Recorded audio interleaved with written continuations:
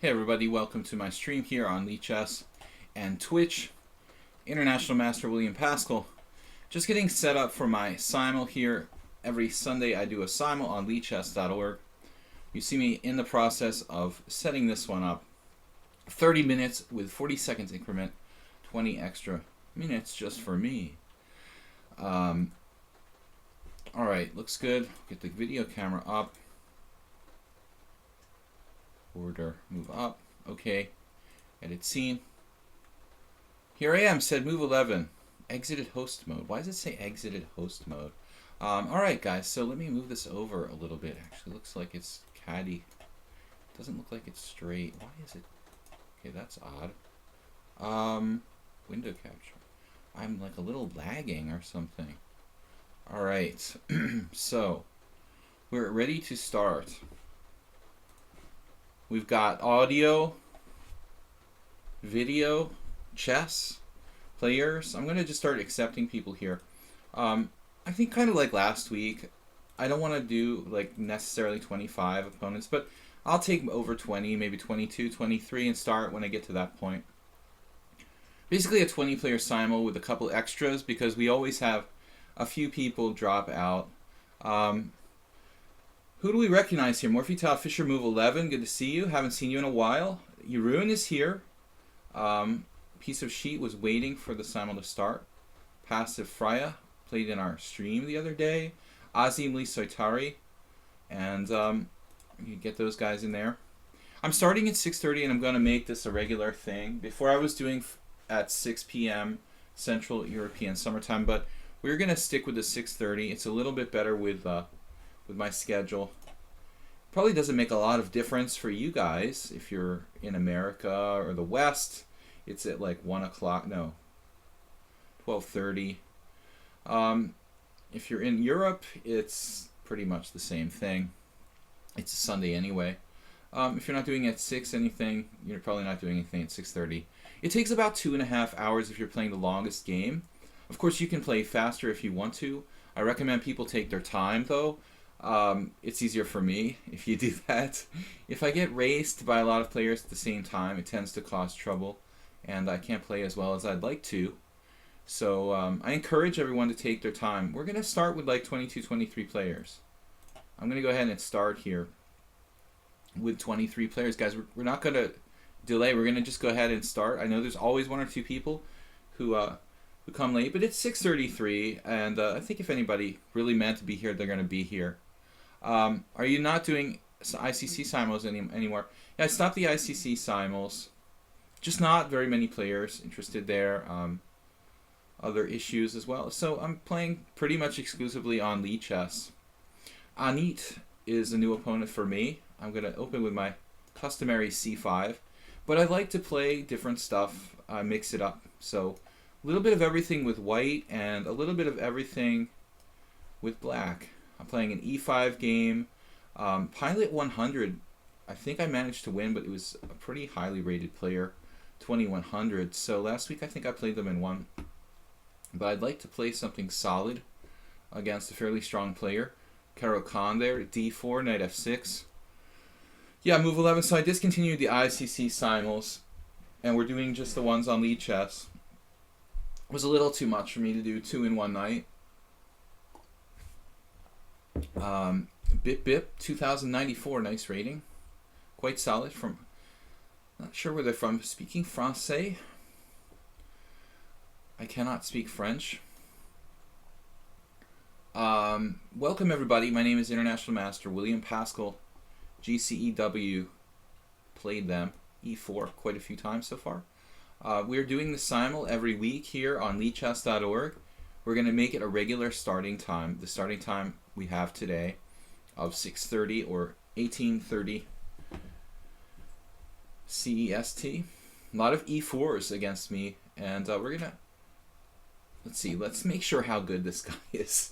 We don't know. He's like unrated completely. All right, we'll try d5. It's a very risky move, the way I play it at least. I'm not like Magnus Carlsen with a solid Scandinavian.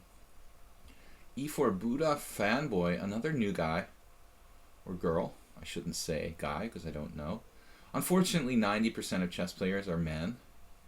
unfortunately for the balance of the yin and yang of the chess world. E4, man, a lot of E4s today. Pretty dominant E4 monopoly. Azim Lee Soitari, we have played many games with. I didn't realize I had a perfect score. He's actually better than that. I feel like I've been lucky against him. Many games have been fairly tough against Azim Lee Soitari, and he doesn't play a bad game. He's actually 1900. But that's possible. You know, I had over the board opponents who I had perfect scores against many times, like up to 1900, even 2100s, who I was like 10-0, 12-0 against. Some players who were 2100. So, I mean, in over the board tournaments, it's not unreasonable. So M47 is a guy who's really joining the stream a lot lately, and he seems like he's intent on improving. M47, we're going to play maybe D4 against you today. If men could become WAM, I could have a title soon. That would sort of defeat the purpose. So, what is the minimum rating? Like 2250 for WAM? I'm not sure. It's should be different from the CM title, right? Vanirek. Play a little bit of everything. I've got to be a little bit faster here, guys. I'm kind of not doing this every day, so sometimes I get into a slow start and get myself in time pressure. So I got to kind of just move it along, not spend too much time on any one board. Jeroen, good luck. I'd like to thank Jeroen, our moderator, for being here. Straight from the Netherlands, chess fan. Passive Freya. Knight f3, our business move. If I play Knight f3 against you, I really want to win. It's the move I feel like I've played more than anything else in the last 10 or 15 years. And the move I feel like I feel I have most control over the opening and stuff. Morphy Tal Fisher, aggressive player, and don't know what I want to do with you. I'm going to play e5 for something different. Require a few surgeries. It's all in your mind. Pawn 7. This is another strong player. 2160 from Turkey. Alright. We do attract a lot of good players here on the stream. But I want to encourage everybody, no matter what your rating is. You know, it's okay if you're 1300, if you're 1600, if you're 2100. I play 2300. So I prefer to kind of keep the limit around 2200. I have been victimized by some strong 2300s in my simuls. Yeah, like I was logged on to ICC the other day. I don't play there very much, but occasionally I'll go over there. And I noticed some guy was giving a simul, and one of his opponents was like an IM who was like a 2400 IM. I'm thinking, well, why did this IM play in some guy another IM simul? Like, that's just ridiculous. E4 D6, the Peertz defense, another 2000 player. So Gandalf the Red, how strong are you? A lot of Turkish. We have maybe 3 Turkish players here. Good to see that. C4, we still need Sweden. We never get Sweden. C4, we'll play the solid E6. We don't really know what to do with this opponent. I want to just kind of like, you know, learn how good they are before I can really know. I'll lean to the side of being solid if I don't know how strong you are. Anit, the hyper accelerated dragon, and then Yaka Choir, no, Yaka Choicer, Yaka Choicer. I'll get it right in a few tries. It's not like a typical word. Alright, we'll play the King's Indian. We've got none of those yet. Telo Ahedres. Provisional. Okay, we're playing the Petrov. We do know the Petrov. Normally, against a lower rated player, I prefer to play for a win. The Petrov's kind of a drawy defense. Real pawn, 1193. We'll play our most common defense there, knight c6. Morphy Tal Fisher. Yeah, I'm going to go with the Petrov against him too. He's pretty good. E4, E5, we're white in this one against GCEW. Welcome everybody. If you have any questions or comments, in the first 15 minutes of the simul, I'm chattering and talking quite a bit. As things, we're gonna play knight c6 in one game. As things progress, I'm gonna get in time pressure, and the system isn't perfect, so I tend to have to make a lot of moves very quickly. Um, Basically, move 11 here. Um, let's try something different against move 11. e6. I don't play much lately, but I used to. So if you want to answer any me to answer any questions, throw them out there now in the first like 15 minutes of the stream. Pawn 7 with an early d6. Kind of committal, I would say. Won't be able to really answer questions in the stream. Bibip said, good luck, have fun. Windows 95 working, nice. And was playing Chessmaster 4000. You guys know what I did a few months ago? I got my Apple. This is awesome, man. I can op you one there, move 11. I got my old Apple IIc computer working from the 80s, and I was playing the original Chessmaster 2100 program. So I totally can beat you with that story. Maybe I'll sell it on eBay. I don't know. M47. I've got the original Chessmaster program, Chessmaster 2000, and the original Chessmaster 2100 from the 80s on an Apple IIc machine that's still working. It's still in perfect working condition.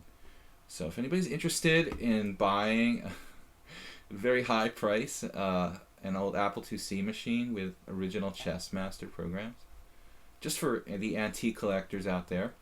A6, Roy Lopez. Isn't it fun to be able to actually beat a chess computer program? E takes D, knight f6. Skevadingen, what's up, man? You're 3 minutes late. Knight to c3. Okay, the 4 knights. Why play bishop b4? Because I don't know the 4 knights theory very well. Not like a native e4, e5 player. Any other titles besides GM and IM really necessary? That's a good question. Not anymore, it seems like to me. They're necessary for FIDE to make money. But, you know, you're asking a person, old school player. I'm old school now. I have friends going to the senior championship. World Senior Championship's going to take place in what used to be Marienbad, Mariansky Lázny in Czech Republic, and I have some friends playing in the Senior Championship. That's kind of scary. Really getting old. Let's see, G6. Thinking about going out there in Czech Republic in November to support my friends. All right, so d4, c takes d4. But anyway, what we were talking about, yeah, so titles. I think FIDE killed the FM title. It used to have a point. Now it doesn't, because FM title used to be like you had to be over 2,300 for 30 games. It was, or 27, I think 30. It was pretty meaningful. And now it's like if you get 2,300, like you automatically get the FM title. It doesn't really make sense. The more and more the FIDE they just want to like make money, make a profit from getting titles and people paying for the titles. So no, it doesn't really matter anymore, basically. Queen e2. I'm just gonna play. Actually, this could be a blunder. Like knight f6, knight takes e5. Yeah, that's not a good move. I think I have to play d5 here, or knight to d6. d5's interesting. Maybe knight d6 is more solid. So yeah, I agree. I don't think the titles mean what they used to mean, and no titles mean what they used to mean, because they've changed the rules. You don't need round robin tournaments. It's much easier to get the GM and IM titles. Maybe that's a good thing for me, though. You know, guys, maybe there's still hope. So if I can start playing quite a bit, we could get a GM title down the line. Favorite Sparkle Horse album? I don't have a favorite one. I mean, I just like all of them. Bishop a4, everything that he did is good. I honestly don't have a favorite. B5, bishop D3, knight F3. So, yeah, we don't get to talk about music too much here. Really not a lot of Sparkle Horse fans attracted just for the music here to my stream. Okay, so castles, this is kind of mainline. Bishop D7. Yeah, kind of a tribute. And then Tello with an interesting variation here. I never had this happen in a tournament, or even, I don't even think I've ever had this position in a blitz game. Kind of rare. Bishop B4 check.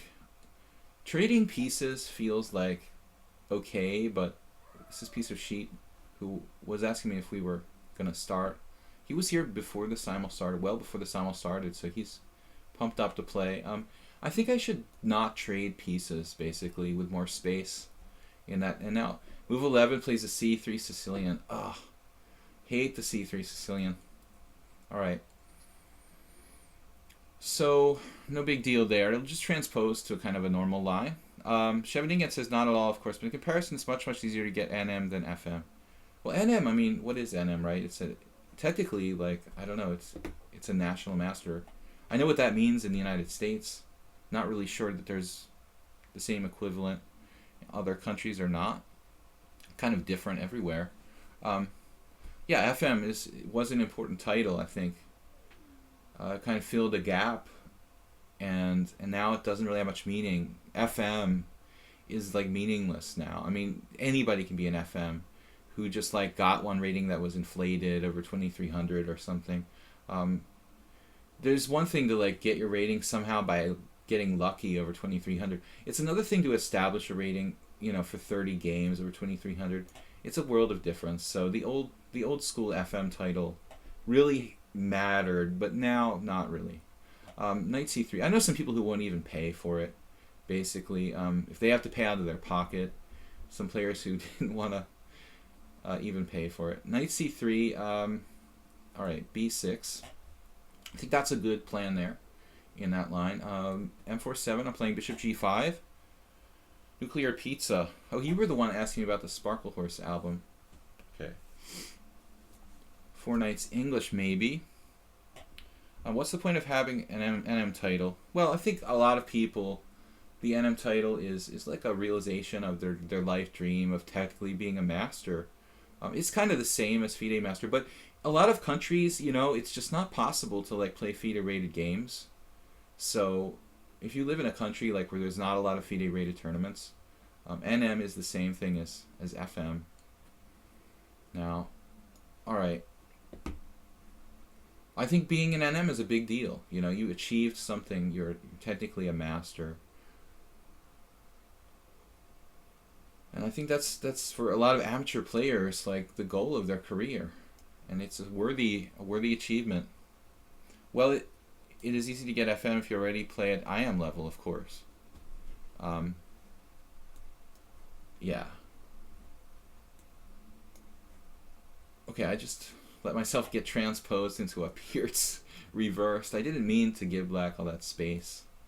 Alright guys, so the time starts ticking away. I mean, slowly I'm down a little bit on clock. Classical King's Indian. Here I'm going to take this guy on C4. Or girl, or whatever. Valuable bishop. And against pawn 7, I'm not really a big fan of my move order. I've modified my move order. Once against Ed Formanek, I played D4 in this position when I was like 2200, and he just beat me in a weird game where the pawns were just, I don't know, you know, some people say you can play like D4. I would prefer it if it was like the position with like knight on G1, pawn on E7 maybe. Not sure with my pawn on E6 I want to do that, so I'm going to just let him transpose to a French advance if he wants. But a lot of books will mention the fact that if you want, don't play the black side of the advanced French, you need to play D4 there. Ed Formanek, American IM, when IM meant something. E6 here. Be careful with knight c3. Me. If I play knight c3 d5 and black is like equalized immediately. It's a tricky situation. Now bishop back to c4 from real pawn. Okay, that is a concrete tempo loss. So that seems like definitely giving away like most of your opening advantage with that move. Bishop c4, a3. Arguable that that's not good to waste the tempo on a3 there. Yakachoi sir. Okay, now we have some options here. I could play c5 right away. We'll play d6, I guess. Could still be a 4 pawns attack. There's something that's gone out of style, the 4 pawns attack. Against ZDDs, I allowed e5. I didn't want to do that, but now here we are. Let's play like Larson. Perhaps. Arturo. And against Pilot 100, I have a very bad record with the Caro-Kann here in simuls. I have a very bad lifetime record with the Caro-Kann, actually. It just doesn't seem to work for me, but I keep playing it anyway from time to time. I always wanted it to work. Not everyone gets GM. Some people are good if they make candidate. GM, yeah. It would be kind of pointless if everybody could get there. It is getting easier, though. I mean, without the necessity of round-robin tournaments, they made it a lot easier to get the GM title and IM title. So, there's still hope for me. Anyway, I'm going to go visit my friends at the Senior Championship, maybe, in Czech Republic, and that's my last resort. When I hit 50 plus, maybe I can win the Senior Championship and get the GM title that way. Queen b6. Okay, g3 now. I don't understand this move with the bishop out on c4. Plus we can win a pawn here with knight takes e4. Real pawn, take your time. All you guys, take your time, guys and girls, because that's easier for me and better for you to play a higher quality game. Knight d5 from Morphital Fischer, rare move. I guess I have to take here. And Pawn Spanker playing my favorite, the St. George. I didn't mention it, but I have played a lot of St. George games with white. With black, sorry. I'm looking at the white pieces and I'm like, I played a lot of St. George games with white because I'm staring at the white side of the position with black. I mean, King's Indian, our only King's Indian here, he goes and plays knight f3. I was like prepared for the Averbach. And then Yakachoi sir just plays the classical. You totally confused me there, sir. Sir. Piece of sheet with the rather unusual. Bishop d7. You always thought Kranich would be a d4 player. Kranich plays everything. Have you been following the Tal Memorial? Somewhat, yeah. I mean, not like minutely, but what do you think of Kranich's play in openings? Hedgehog with black, principled e4 with white. Well, I mean, I don't know that it's like a repertoire. I mean, the hedgehog with black seems fine. And e4, he's played everything. I mean, he plays everything like Kasparov in a sense. It kind of goes through phases where he's played everything through his career. I mean, I like the Kramnik with knight f3 the most, but I don't understand Scheveningen at all, like what he was doing against Li Chao. I don't have a clue. Like, what is that? Like, what is knight on bd2 and just not even trying to play chess? For me, that was a very strange game. I mean, the thing is, what was he sick or he just didn't feel like playing that day? I just totally don't understand about that game. Knight on bd7 now. Vanarek, as far as I recall, this might be some opportunity for white to play e5, e6 here. Alright, so Sveshnikov, Jeroen, what are you doing, man? But I mean, I'm happy to see Kranich go ahead and play e4. The game he lost in the Hedgehog, Scheveningen, I mean, that was kind of weird, right? I mean, he just equalized, like, basically, what's his name? Jeez. the guy with the weird name. Anyway, basically the game where Kramnik was black against Nepomniachtchi, he played like, let's try something solid with bishop f5 against Nepomniachtchi. He just like equalized with his preparation basically, and then lost in a position where he had equalized. It was kind of weird. Maybe Kramnik almost just like started to overreach himself in that game. That's the kind of feeling I got. Buddha Fanboy here now playing f3, and well, the point is that we can always play d6, d5, d5 at some point. So castles. Lenshin.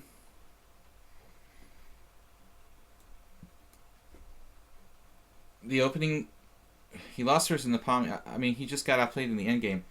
Yeah, I don't know. Yeah, he got outplayed. I mean, he just made a series of kind of weakening moves. And, you know, I don't know if he got outplayed or he just outplayed himself. You know, it almost looked like he was overly optimistic. You know, he underestimated the danger and the position. And, you know, I mean, I feel like Nepomniachtchi would have taken a draw at any point, you know, like a little bit before that. But it wasn't like a sparkling victory, although Nepomniachtchi played it well. Kind of weird to see Kramnik like losing like that, though, isn't it? I mean, pretty weird to see Kramnik getting outplayed in the ending. That's not something we're going to see very often. So anyway, credit goes to Nepomniachtchi for pulling that off somehow. But I think that's how he wrote the script when he went into the game, figuring he's going to like outplay Kramnik in an ending. Not exactly what you come to expect. So one thing to consider is that Kramnik's been playing a lot. I mean, he really has been playing a lot. I mean, he may be getting kind of burned out. I think that he should take a little bit of a layoff. I mean, it's been playing constantly. Knight d2 voluntarily from Yakachoy Sir. That is a weird move. Wow. How should we handle this? Interesting. e5, d5. I mean, if I play e5 or c5, he's gonna take the chance to play d5. And I don't see how I can really exploit this.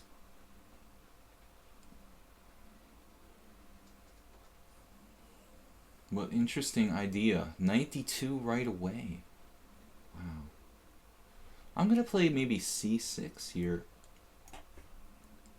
Alright guys, we're down to that point where we're like 30 minutes each. And I'm going to start getting behind on the clock. So I'm going to kind of cut back on the chat and focus mostly on just keeping up with the Joneses here on the board. We had a similar game the other day. In this very similar game on the stream the other day with somebody as the game here with Gandalf the Red, almost identical.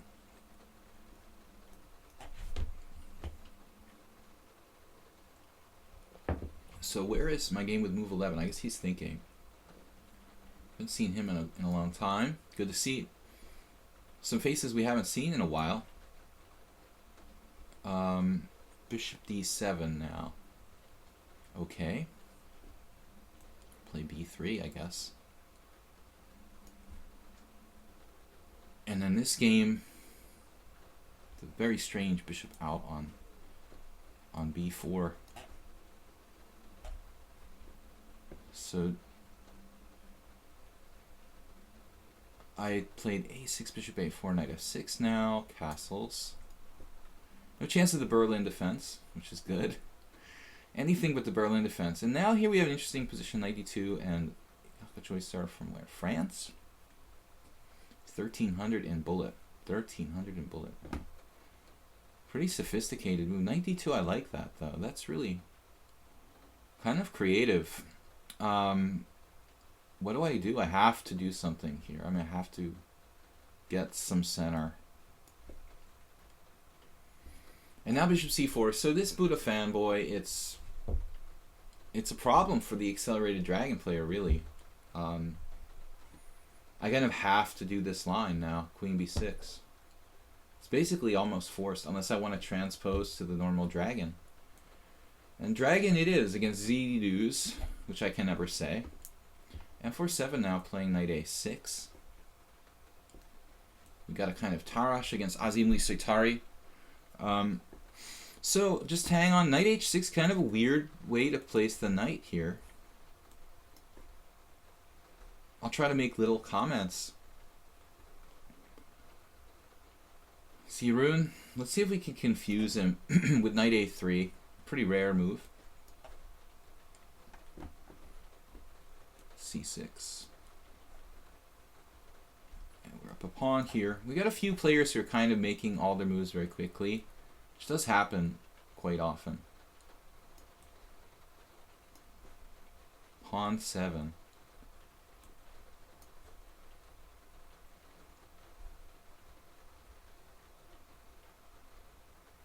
I'm going to try something a little bit. I was thinking about trying maybe c5, but let's wait on that. And I decided, guys, if I play the Caro-Kann, I'm either going to play like knight f6 and take with the e-pawn, or play bishop f5. I'm absolutely done with playing like knight to d7. It's just a horrible variation for black where he just suffers with no counterplay whatsoever. So I'm actually done with knight d7. Or g takes f Caro-Kann looks kind of sketchy too. Alright, so d5. Yaka choice, sir. Looks like a transposition to a normal kind of Petrosian variation. My knight is on a6. Not so easy to use it here. Bishop d7, try that. Rook e1. So a mainline Lopez, which is fun. We don't have too many of those. And the Wilkes-Barre, the Milner-Barry gambit here, bishop d3. After bishop d7 castles, it's the Milner-Barry gambit. After the English master, Milner-Barry. Surprise, surprise. Simuls are a lot of fun. You get to play a good player, but they take so long. Yeah, there's really no way to avoid it. I mean, for me, this actually is not really enough time. I get in really vicious time pressure in all my games, generally. So, where do we want to go with our bishop here? Bishop f6 or bishop d6? Bishop f6 is a little more solid, I think. Here now, rook c8. Pawn 7 is 2160 from Turkey. And this is a Karpovian kind of position. Slowly try to strangle black there. You guys hear a sound? That's the rain falling down here. It hasn't rained at all in the last 2 weeks, virtually. Thinking about just pulling this bishop back to f8 in this position. But it will be a little bit out of play if I go there, so I'm not really sure. Maybe bishop a5. Looks kind of slow, though. Bishop c5 and rook e8. Why did I play rook e8 anyway, if I didn't intend to play bishop f8? Don't want to think too long, though. I don't have time for that. So here, knight f5. Pretty bizarre play by black. Very unorthodox. Knight d7 from Bip Bip is a line. Should transpose to some known variation. I have played c5 on occasion. Actually, interesting pawn sacrifice. Alright, Azim Lisitari, bishop d7, highly irregular move. Not really influencing the center.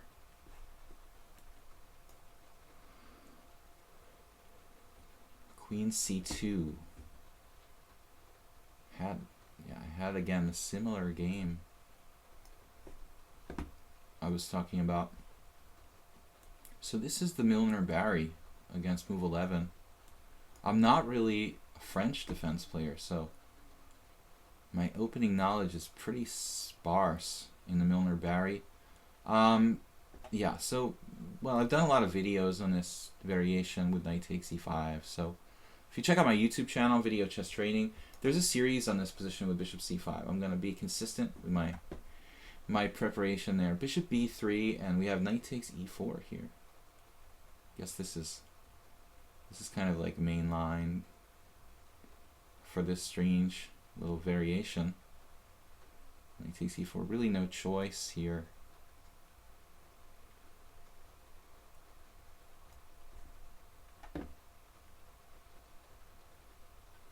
I chose bishop f6. King is more safe that way.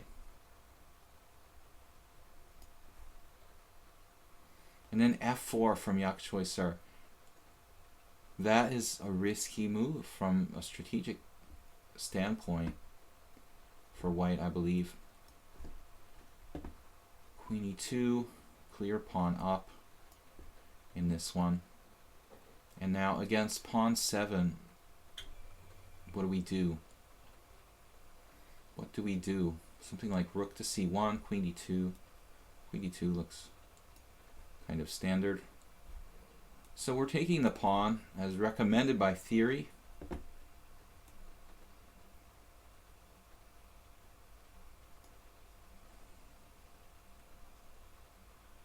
Not really sure what the best is here against Vanarek. And mainline, no, bishop c2 right away. That's weird. I don't know what to do now against Arturo, but it shouldn't be a problem. I mean, I guess d5 isn't something I want to do, but any kind of normal move. And then a4. Lenchin, very, very aggressive move, a5 on the queen side. I played this position, believe it or not, against Grishuk. My only game against Grishuk in a blitz tournament was this position. He played a4 against me, and so we're following my Grishuk blitz game. Not the typical 1800 provisional player with the Grishuk move. d5, bishop d3, and now bishop d2. Really got to keep it moving along. I'm playing kind of slow.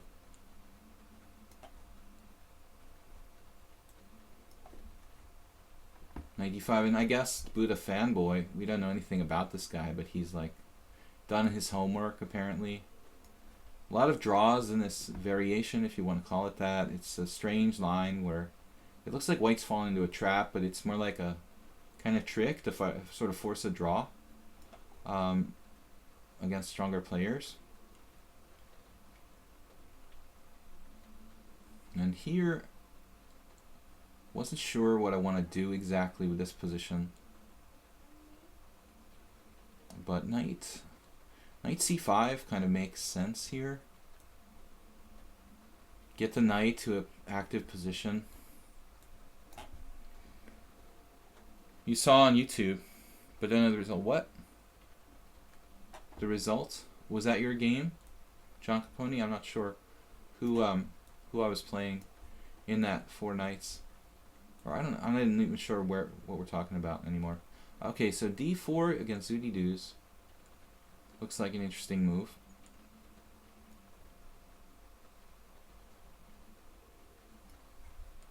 More aggressive than d3.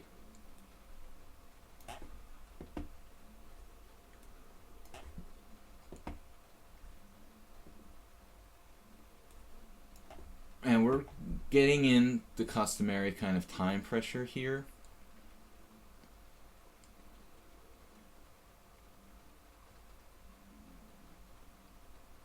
Pawn 7 using absolutely no time at all.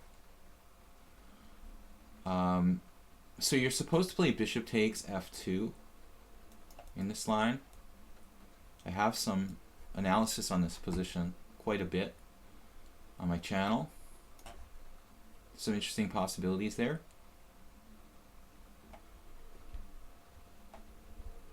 Maybe I'll just grab the bishop pair in this position with knight a5. And we're playing the white side of the Lopez as well. Knight c3, queen takes e5. I guess this is main line, right? Now here in this one, I don't know. Maybe I made a mistake already with taking on f7. Maybe I was supposed to play h3 or something. Not really sure.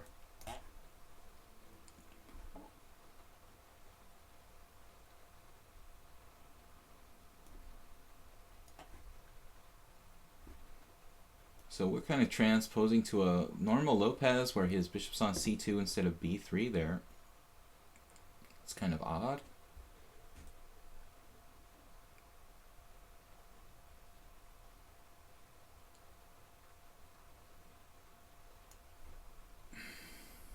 Well, c3. What's going on with this position? Play queen a5 check, c3. This is right. Okay, and so here there's a couple of moves. Knight c5.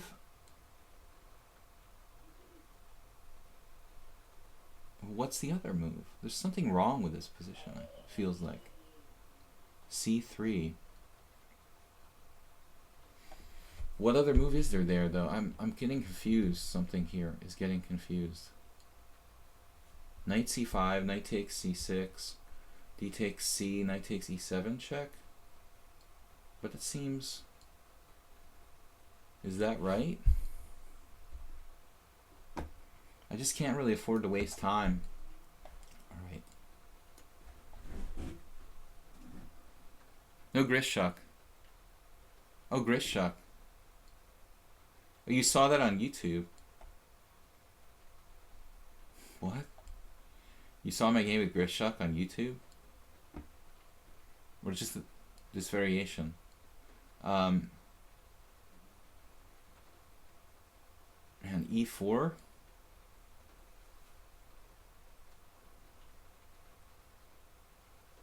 That was a long time ago, an internet tournament. Bishop e6 here, 85. I think my opening was okay against Grishuk.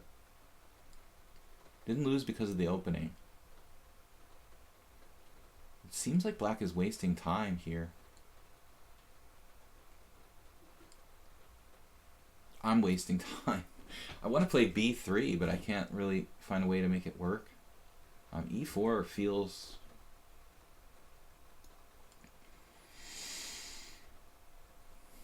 interesting, but not really enough.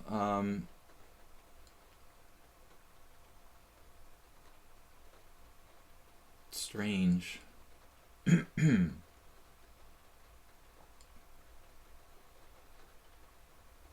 Azim Sutari, you're from Turkey. I know another player from Turkey, a strong one, who plays similar type positions against me. Alright. Let me see. We're tempo up here. This really ought to be good for white, but I don't know what to do. Bishop d3. So, Wesley, what's up next? Queen h5. I expected that from pawn 7. When... Well, basically g4 kind of seems like a big question. I mean, what is he intending after g4? Sacking a piece here? Can you do that? I mean, all right. Just get our pieces developed. c6 takes, that takes. All right, we're down to like 20 minutes basically. How your poker Saturday night? Friday night is poker, and there was none. Fortunately, the organizer of the game canceled it due to some kind of illness, probably of a relative of one of the organizers of the game. So normally we never cancel, but it was something serious. What to do here? I'm just gonna play bishop g6.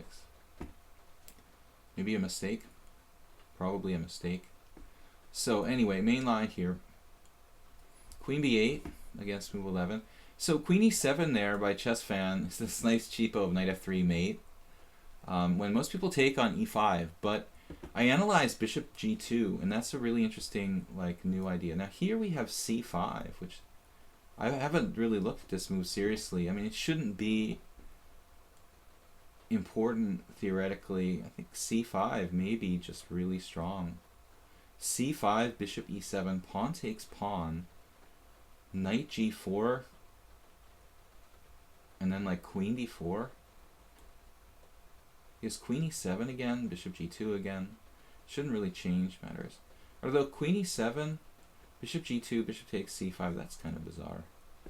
Alright, let's just try to keep it simple. I want to keep it simple. c5, queen e7, bishop g2, bishop takes c5, t takes c5, queen takes c5, castles. That's kind of weird. Alright, we have to take a look at that, chess fan. You've come up with a kind of new idea. So this apparently, you know, is my invention, this idea of playing like bishop c8 or knight c8 against Grishuk. And it makes sense, you know. I mean, free up the c8 square as a retreat square in that variation. Seems very useful. And I thought that my game against Grishuk was okay. Against Buddha Fanboy, it's just like this forced line.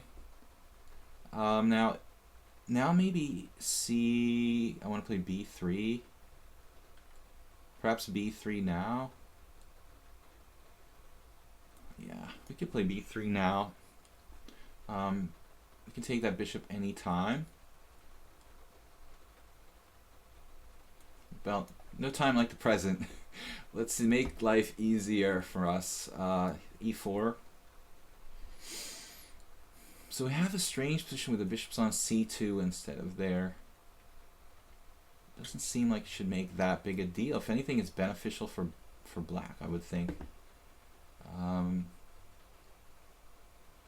then queen a5 check and queen c7. Isn't that the way that we used to play this in the old days?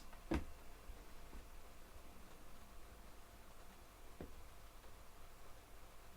sure where to put my rooks in this position.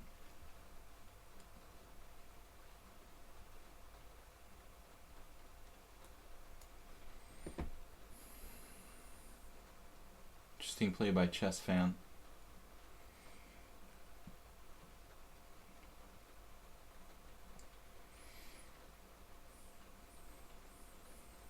Original idea.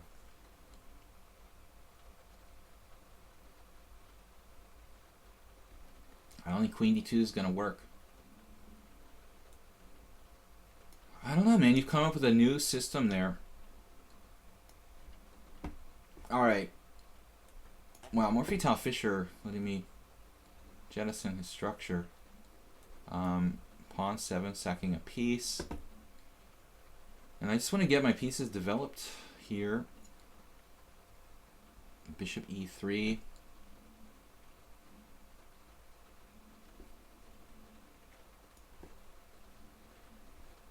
Knight d2. We have about 20 minutes left, so pawn 7 sacks a piece, threatening's mate on h2, but is it enough, you know? I mean, I can move my rook and not get mated. It seems like it's kind of unsound for black.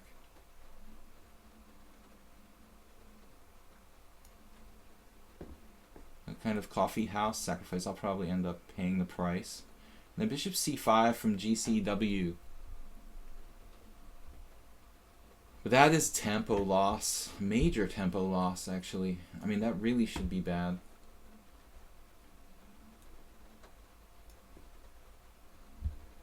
D2. It's kind of old main line. Queen C2. Yaka choice, sir. Now,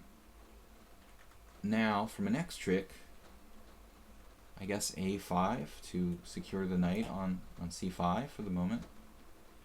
Knight B5, interesting here. Or just simply knight takes D4. It's the simple move. Sometimes better. The simple move. H3. I'm not a fan of that. It weakens the white king side. I don't think you should need to weaken the king side here. H3 could be a significant weakening. What is my plan? I don't think an abstract move at this point. Queen A8.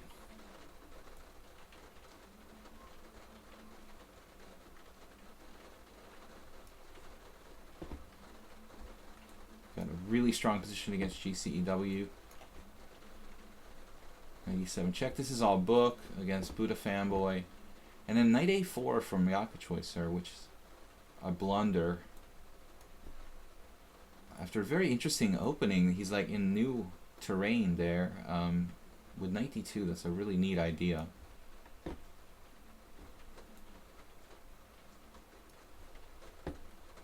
Queen c7, I was actually afraid of that before. Not as quite as scary now, but it's still possibly dangerous. Yeah, maybe he's winning a pawn here. So I play queen a8. That is, it's like a perverse move to play. Queen a8. Do I have to do that? Wow, that's incredible. It looks like I have to play queen a8 to lose a pawn there. I'll do it if I have to. I mean, I really, no qualms with that. So,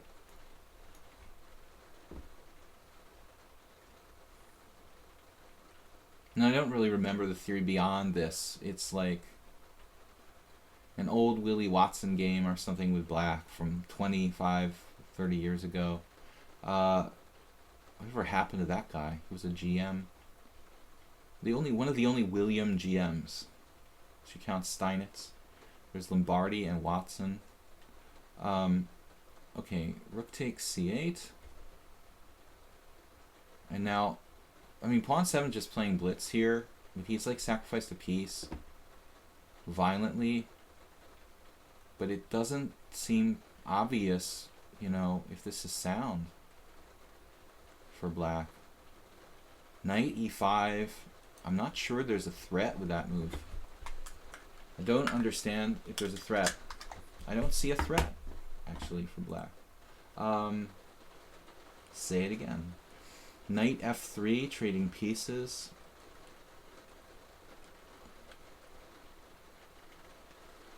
Knight d5 is interesting.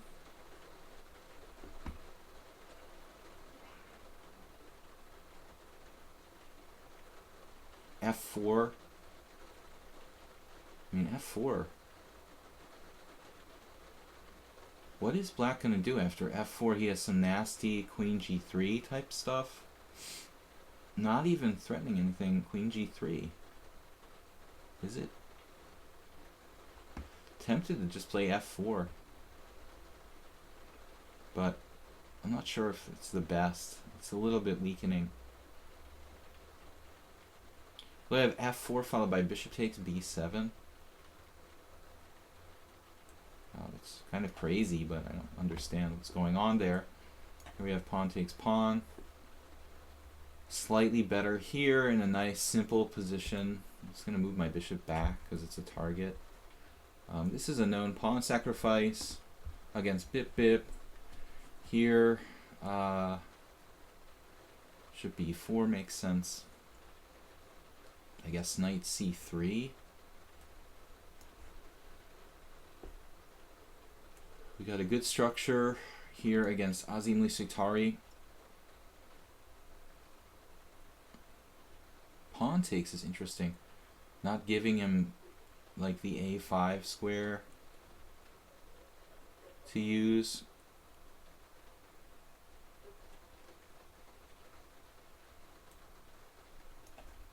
We're getting really low on time. But now we just have to move really fast. I'm not gonna like lose on time on my games.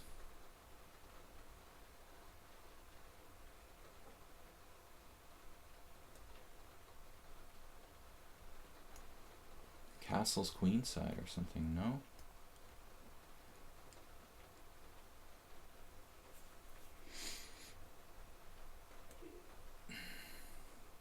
I have to be careful. b3. Tending to play bishop b2. Alright.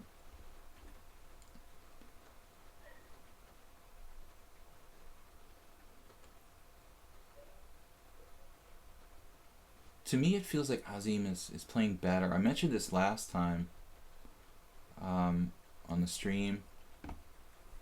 Azim Lisitari has definitely improved since before. It's like almost like a different player. Playing much better. Okay. 15 minutes. Gonna try to keep it around there. I don't want to get in worse time pressure than that. So we're just gonna play our standard game.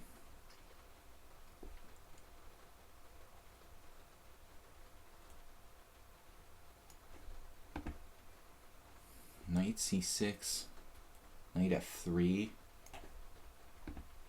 I could have played bishop g2. Takes b7 there. Excuse me while I take a deep breath. Now d5 starts to look like an idea for white. So take knight b4.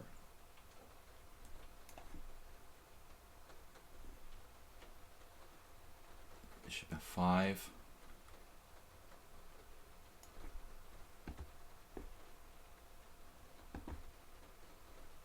The Vanarek has really tried to make this work. I should trade queens probably here. Knight f6. Passive Freya just spent a lot of time to play the normal opening moves there.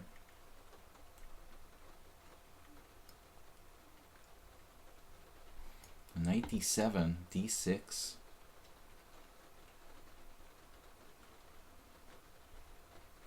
Rook c1.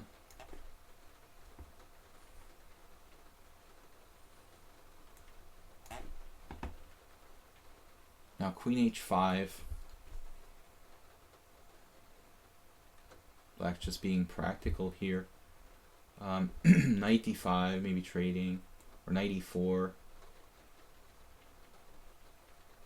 Threatening knight g3 sometimes. Looks okay. This is sophisticated defense by Chess Fan, I think.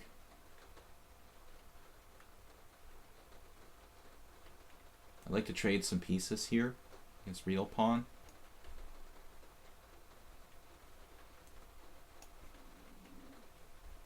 And we're just speaking of trading pieces, that's what I'm doing against Yaka Choicer. And e6, e4. Here I'm gonna get queen off of a8, man. Don't like my queen on a8. And then queen takes f3. b7's hanging. Well, maybe this is like a blunder. Lenchen, we have no knowledge of this player. Okay, maybe it's a blunder. I should do something else. Knight c6, a6 is bad for me. I have to play. I have to play like c6 now. Feels like an engine line for white. All right. c6. Queen takes d4. Queen takes d4, double attack.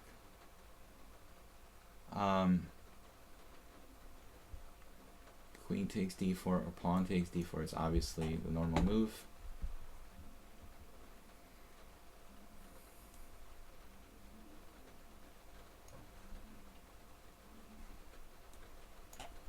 There's a lot of blitz going on. A lot of blitz. I know this time was kind of long for some people, but I prefer if we try to play really serious games. Alright, this ending. And then here I'm surprised. Azimuli Sotari found some kind of resource, it looks like. Alright. So we are in good shape against Yaka Choicer, I think. Actually, rook c8 is interesting here. Very powerful threat of... Looks like a very powerful thread of d5.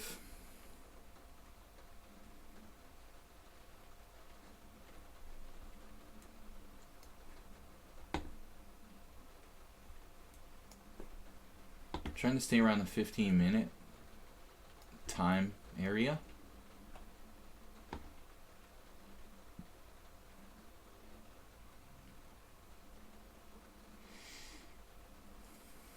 Buddha fanboy, obviously an expert in this obscure trap that forces a draw.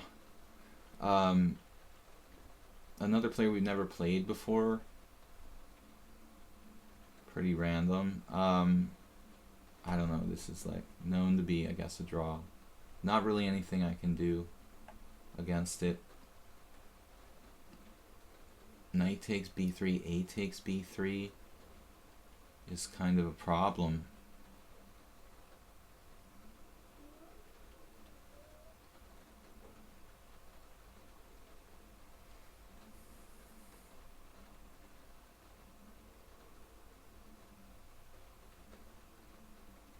If there's any traps here for black. I think this is the move you're supposed to play. I'm just going on like vague memory there. Very bad time pressure. Jeroen?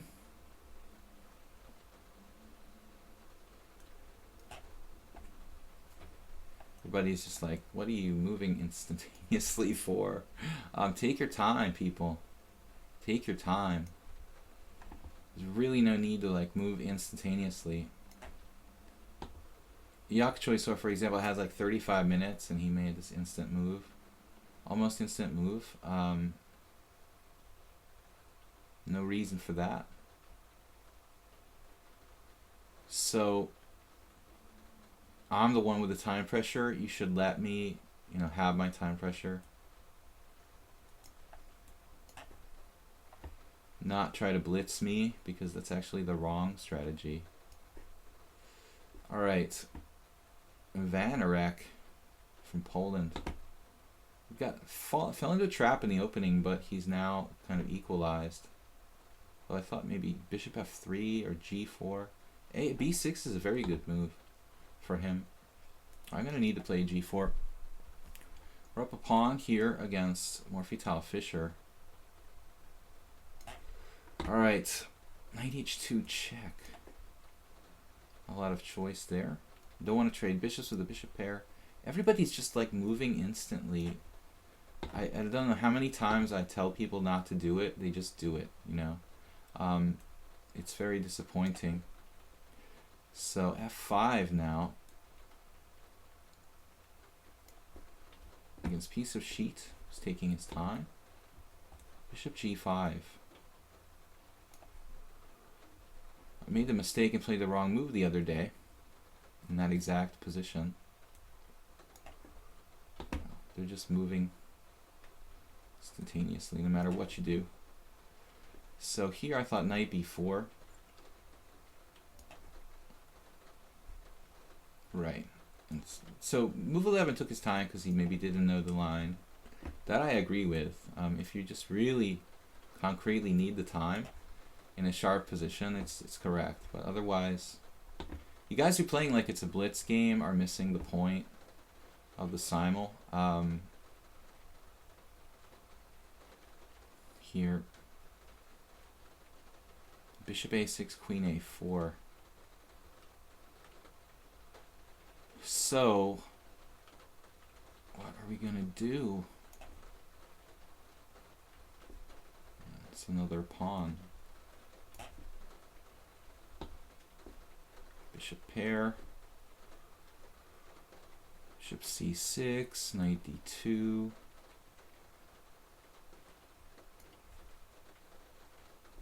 Six, queen e2. Knight, that's a pretty neat resource by piece of sheet to come up with this. Sort of solved all his problems with a very unusual plan. And now,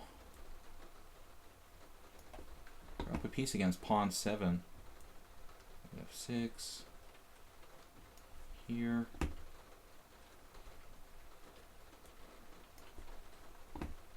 So I just feel like people are trying to run me over on time.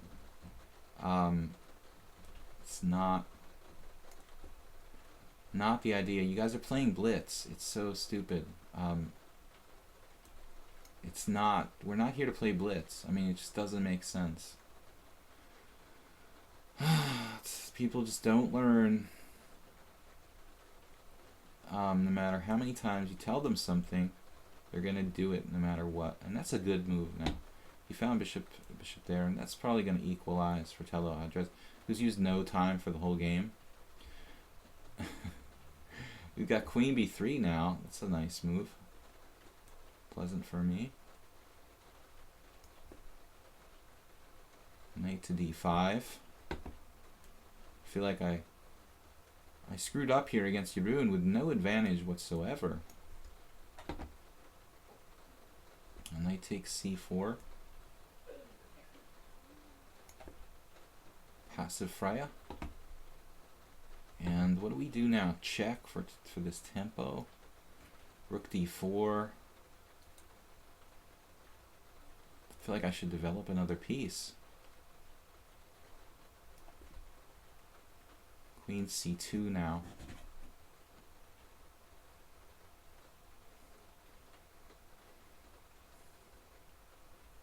Be a6 or something.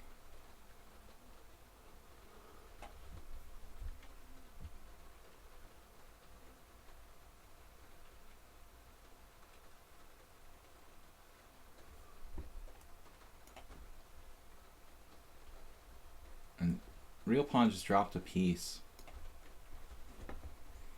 So you guys are overestimating the time importance of time here.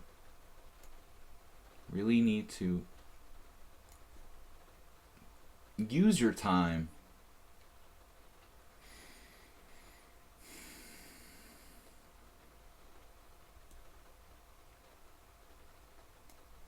Vanarek seems pretty strong. I'm gonna trade queens here and be winning against pawn 7.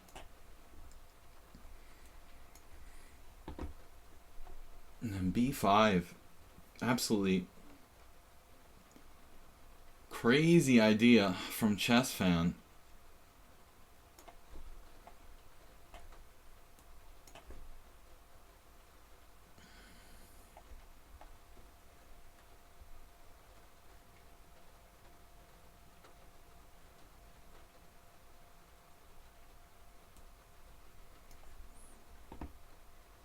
Pretty much everybody blitzing across the board.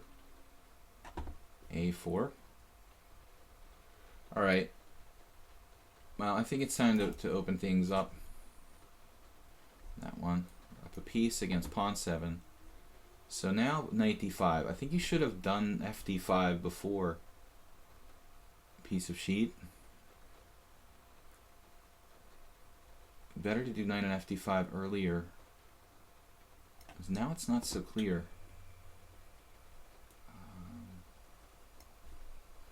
Still got plenty of time left. Knight takes b6. Queen b5 or something. Rook on f to e8. He drops a pawn there. Rook takes rook. The Buddha fanboy is a new account. This is kind of a draw line that's sort of unavoidable.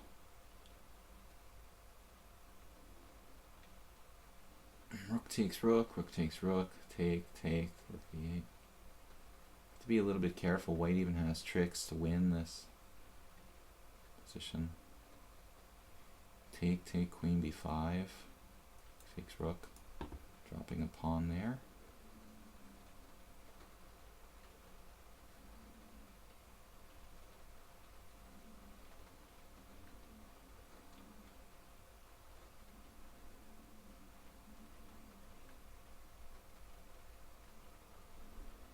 Yeah, I guess I can do this.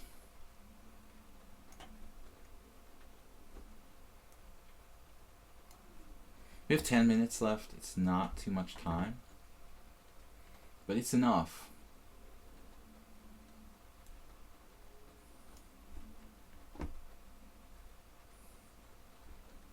Jeroen, I've got to kind of bail out here, I think, and play 93. Hope to trade queens and not be worse against you. Wow, d5 from Gandalf the Red. It looks like a blunder. I have knight c5 and knight takes d3.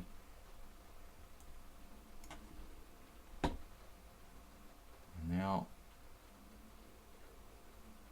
there's an argument for trading pieces here, but my knight is the problem.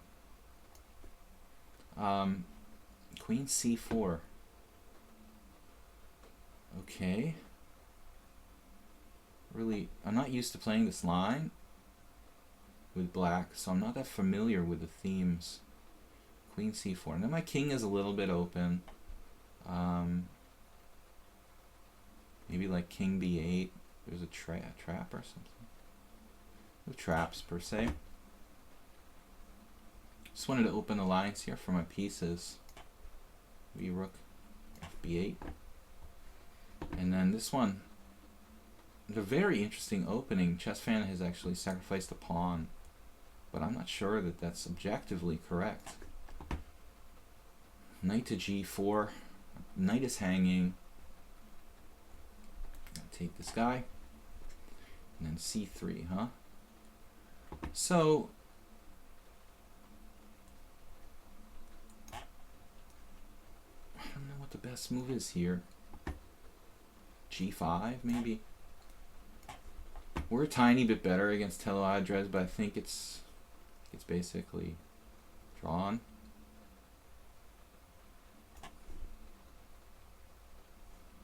Bring my knight to the center.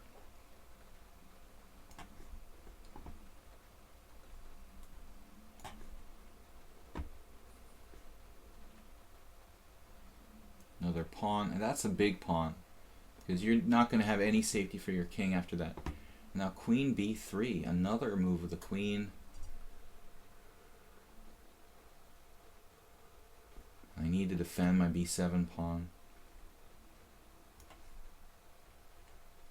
The Grishuk position. Queen c2. We need to get developed in this one.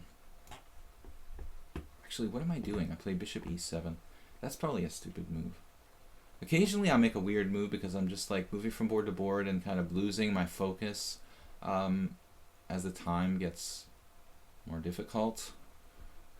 f5, expanding.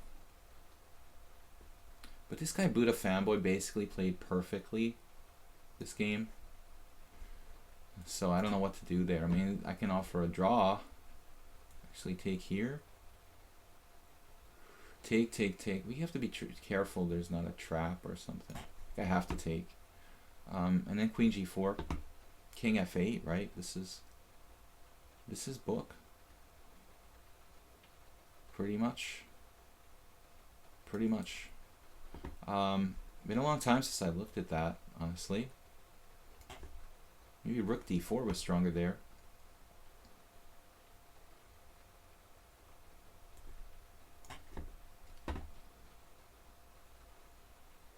Bishop takes, king takes, check. This looks too strong. Kind of classic Morphy sacrifice or what have you.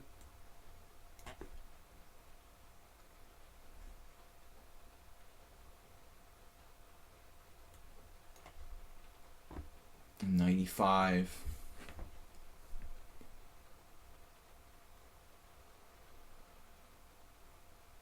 Knight d7 is possible, or bishop d6. Problem with bishop d6 is that black has bishop white has bishop f4 after that, which is maybe not a big deal. Yeah, I'm like misclicking. All right, what's up, everybody? Perhaps a longer simul. Well, I'd like to do a longer simul, but it's so kind of difficult from the practical standpoint. I would like to do longer. It's just really hard to, and a lot of people don't want it that long, so it's hard to find a happy medium. 95 here. Excuse me, I mean to scare you guys with the coughing sound.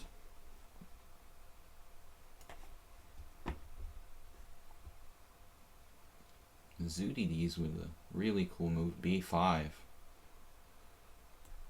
This is getting kind of random. Check.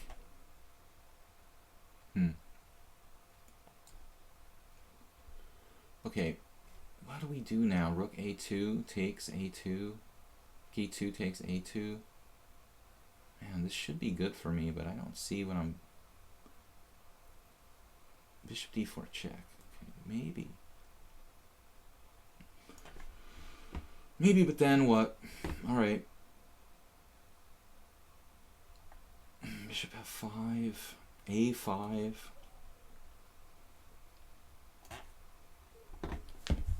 That's mate one step closer to ending the simul. Let's see. Bishop takes e7.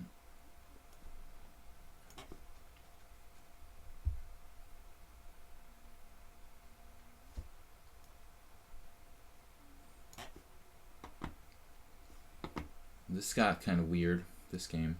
Knight on c3 is like paralyzed. Permanently paralyzed. Not really thrilled about that.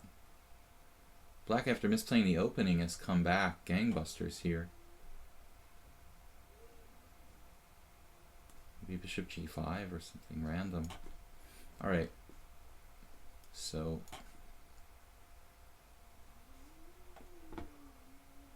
e4 is not so great. Knight e5 is interesting. Probably not anything special either. Knight a5, though, might be good. And now what? Queen e5.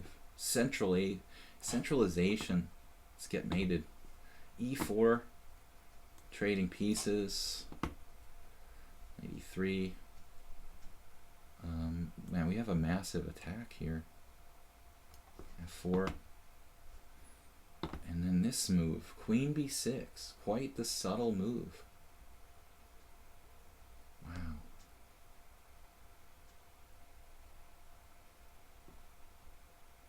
Quite subtle.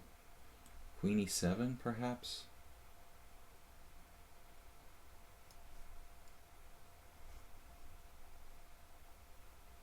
Maybe d6 and knight d6. d6. Temporary sacrifice.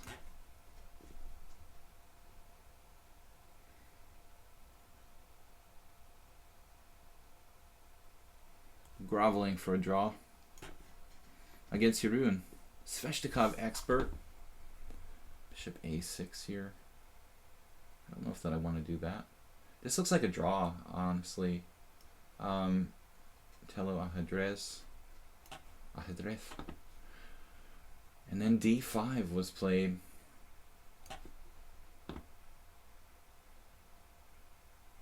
Very nasty threats for white suddenly. Maybe like, gotta be careful here. It's not a good move.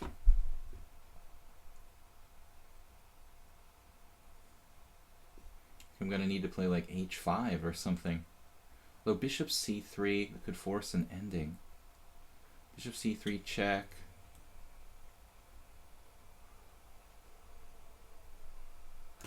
Really don't have much time. I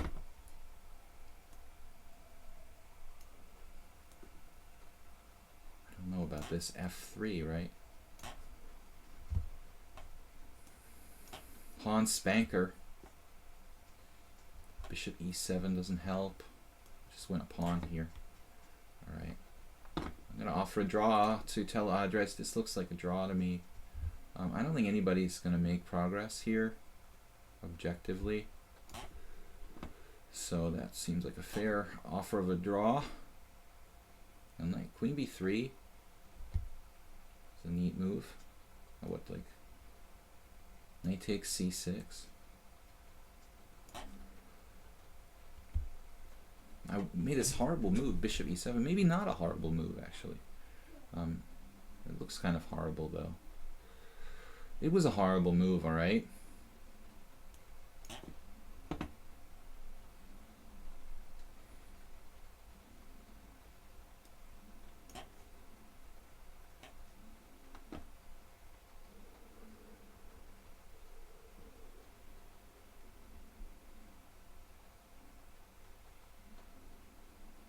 h5, knight h2, or just queen g5. Totally bizarre position there. Wait, he can take on d8 and defend his pawn at the same time? Are you serious? Wow. Okay, that's just annoying. Holy, I did not see that. Oh, that's crazy. Okay, we just have to play blitz.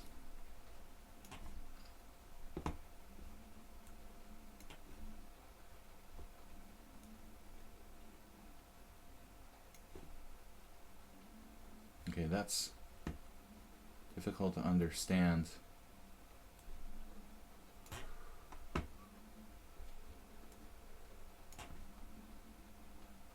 D1. H5. I like you guys who are playing blitz. It's really something.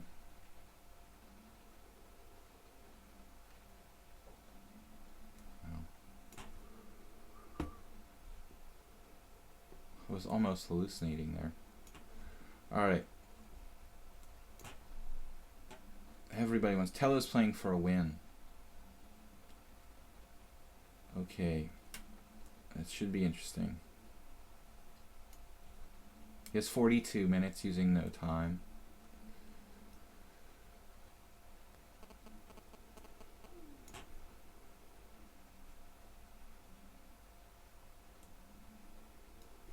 What do I want to do here? A3 weakens the queen side, so say screw that, right?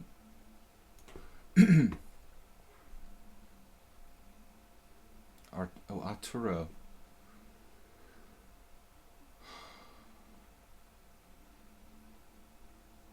Against Arturo, I made a terrible move. This bishop e7 move. Oh, we blundered bishop a5? What? Crazy tactic. I don't see it.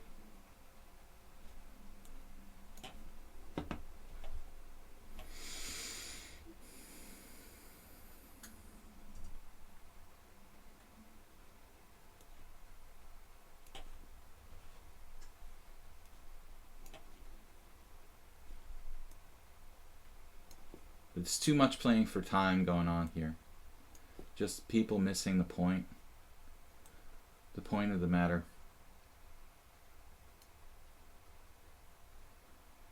What's up with this position?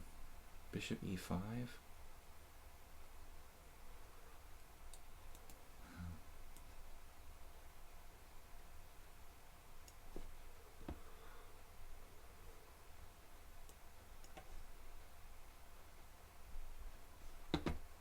Doesn't matter if you tell them 100 times, they'll still continue to just play for time every simul game. Knight f7, so, but is that enough? Really? Alright, interesting.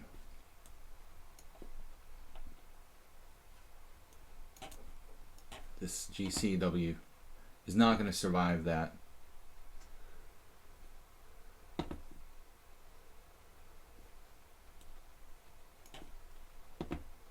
Bishop d6, bf4, bishop c5. I have an ending a pawn up here, though kind of tricky. I think I should play for rook to the 7th or something like that. Then Tello played this move. That looks a little surprising. Trying to undermine my e4 square. Wow, it's pretty deep now. I'm gonna have to be very careful here.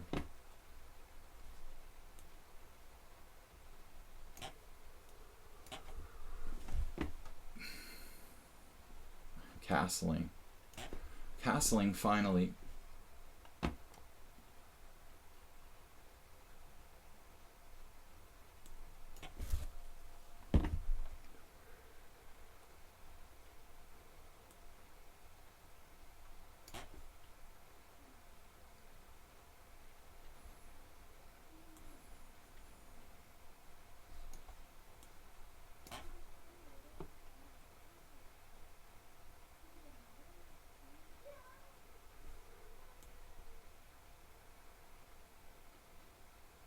Looks like a computer tactic.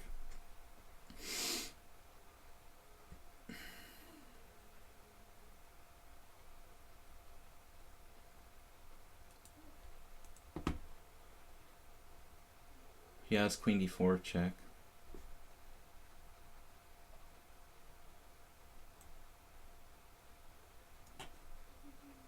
Probably losing there. Okay. So chess fanboy. I'm a little bit suspicious of that game. Alright. But he may be legit. Hard to say. Played the perfect theory. And very fast. Okay. So takes here, king takes knight e4. But king takes pawn, king takes is not so clear. King before takes there, and I've got a big threat. That's really interesting. King takes.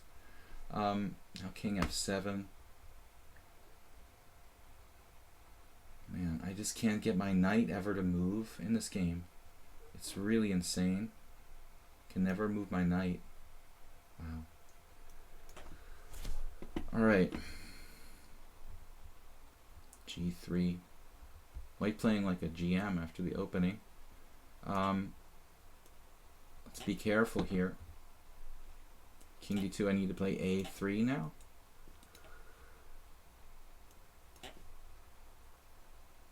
And pilot, you're threatening like c4 now or something?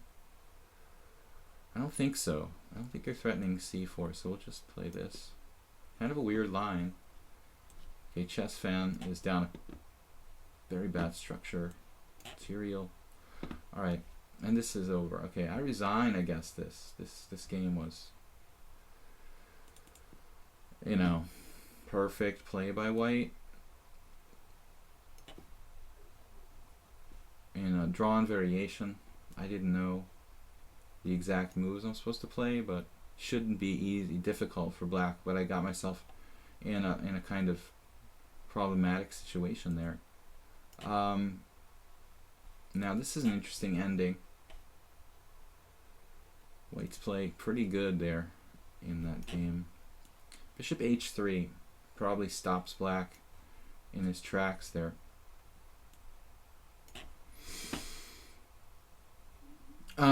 Bishop e8.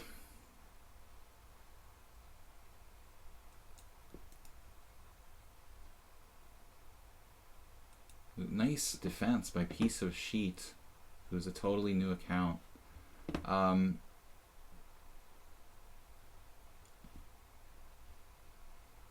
Threatening bishop h5 now. Nice name. Rook d1 down to 2 minutes, so it's looking kind of grim here. Everybody's playing amazingly. All right, 95. Maybe we have something. Getting desperate on time, like losing on time. Every game, everybody's like super fast. So g4. And then we walk in with the king here. This looks kind of dangerous for white. Just have to play blitz. I don't know though about this. He accepted a draw. I thought I was slightly worse there, so I feel fortunate that, wow, look at this piece sacrifice. I feel fortunate that Jeroen took the draw. I thought I was worse, but he bought it. Now this looks like I'm just gonna have to bail out to not lose on time. Everybody has like 30 minutes. That's really cool. Bishop f6, and then this move, f5. Wow. Okay.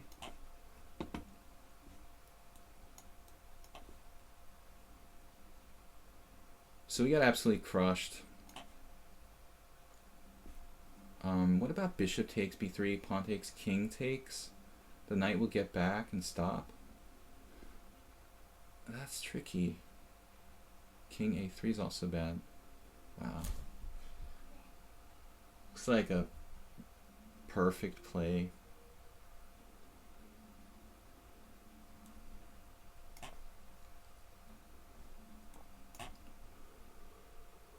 A lot of good games. Really need to get my other knight in the game here.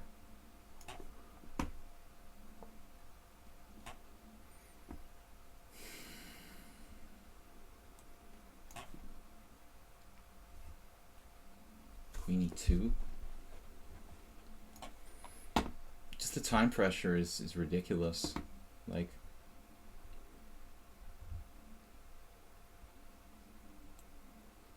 Gandalf the red. Bishop g5, wow. I didn't know that. That's like a thing. Man, scary position. I guess I'm worse now against Azim Lee Sotari.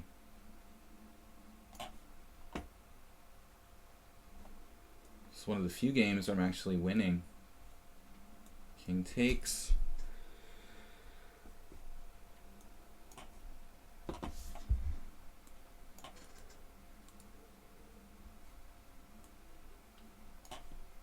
Pawn Spanker. The only people who has less time, or actually has time problems at all, of any of my opponents here.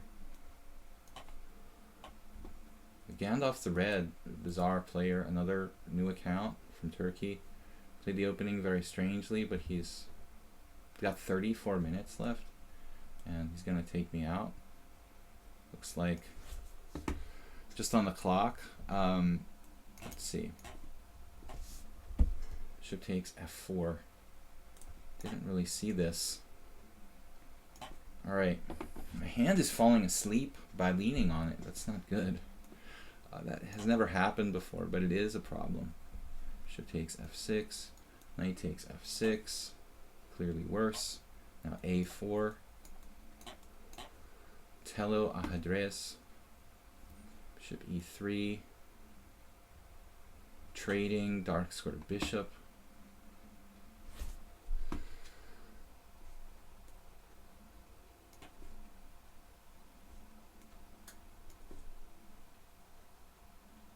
Wow, Bip Bip gives the pawn back? What? That is a weird move. I was not expecting that. Well, maybe it's good. Bishop takes e7. I am kind of short of time here. Doesn't seem like it's necessary to do that. Let's just play knight d6. And then queen check. I could have traded queens there. I'm not really sure if that's good or not. Rook check, take, take. This is winning. b4. Looks like we're going to lose to Azim Lee Sotari for the first time in 25 games. Probably. Maybe not. But it looks possible. Grab this guy. Alright. b4 check. We get the pawn up. We're winning that. Theoretically, anyway. We're probably losing on time, like every game. But the players have gotten faster. This is one thing I'm noticing. Clearly faster. We didn't face this much time pressure in the past so much. It's like everybody's just winning on time now. Bishop takes g7 doesn't work. We do have queen g4 though. Probably a good move to simplify. And then piece of a sheet here. Playing close to like God. Bishop h5.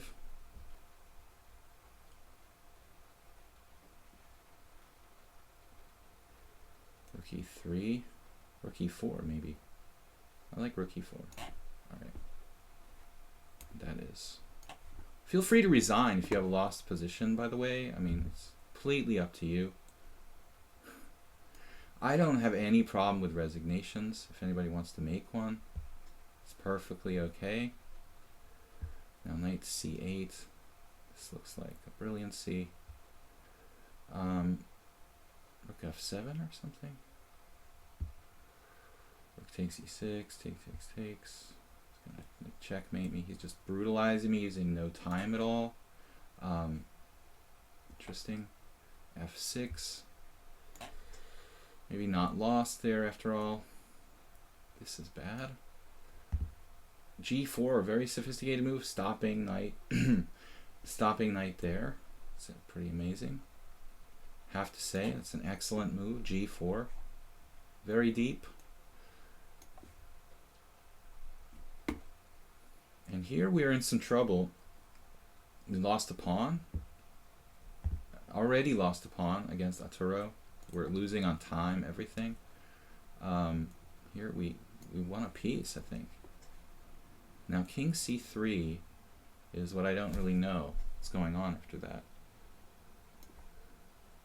Yeah, that should be winning.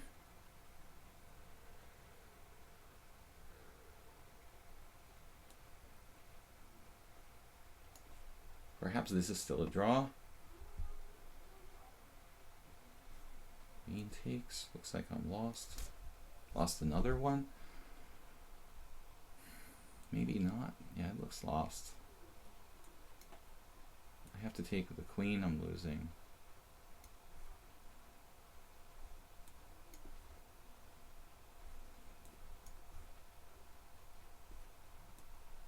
Oh, that's hanging too, so I've got to be very careful here. We're up a piece. And Yaka Choice are playing on down a piece, which I really wish people wouldn't do. This may be a draw. King e5. Like what now? Bishop c4. This one's a piece. I resign against Gandalf the Red. Played very, very well. Check. And then this is really lost for white. Right. c7. Gandalf the Red played very poorly in the opening. Then he started to play like a GM after that. Bishop d3. Alright. Now knight f4. Wow. I am scared here. Alright. And like what now? King c3. Telo Ahadrez. Maybe this is still a draw? What is this? I'm taking this pawn. m4-7. Some sort of trap. You've caught me in some kind of trap. We trading queens into a better ending there. f3. Still should be a draw. Man, you're a piece down here, dude.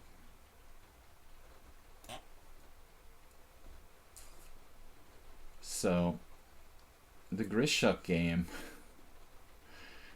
guys, really good. But there's so many new accounts, like, just appeared. It's pretty amazing. This is a draw. Nice ending, by the way. If we can hold this ending, I don't know. Morphetal Fisher is down a piece.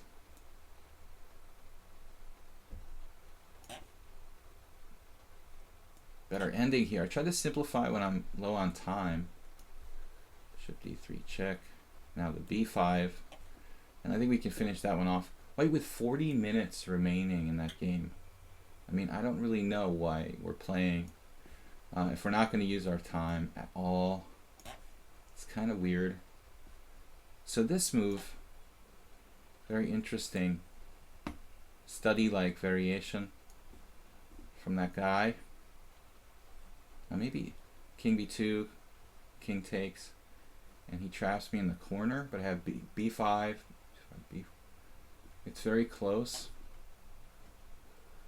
Knight d5, I don't know, pawn takes.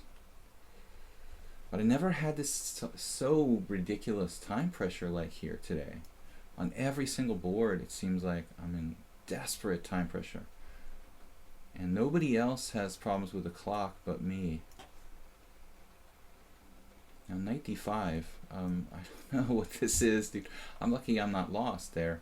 The king and pawn endgame is not really what I want in this position. Bishop takes. Pawn takes. Wow. This is a dangerous situation. Rook takes, loses. Play pawn takes. And now we have the center here. Pawn spanker. This guy is a little strong for an unrated player. Lenchin. I don't understand why someone master strength would really want to play in a simul. If they were that good that they could play like Rishuk. It's a little bit strange. This player offers me a draw. That's fair enough. Okay,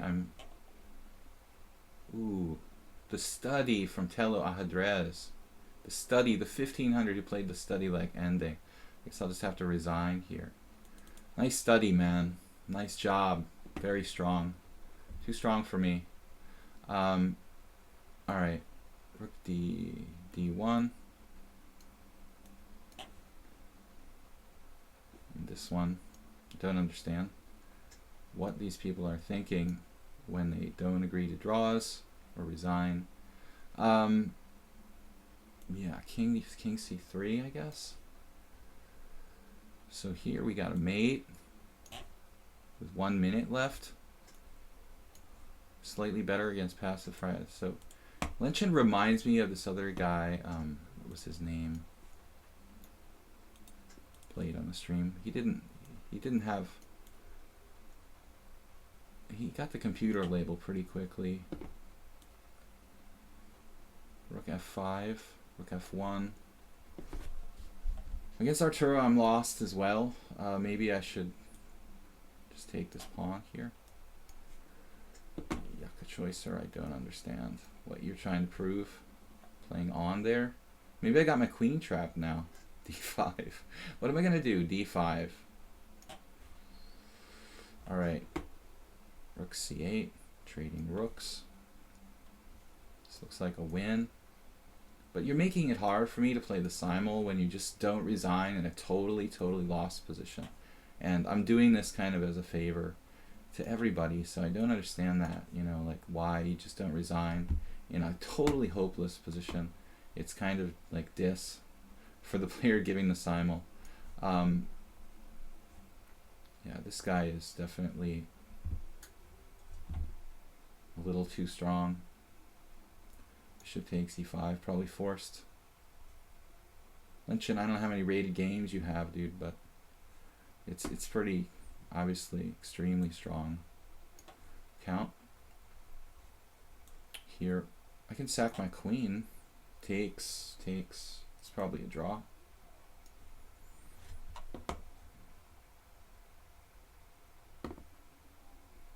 If it's unclear, of course you play on, but when you're like just in a hopelessly lost position, I don't think it's really cool to keep playing.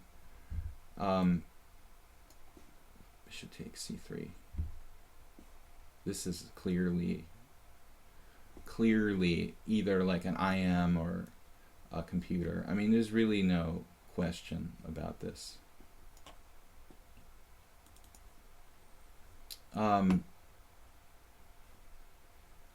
Now, rook e7.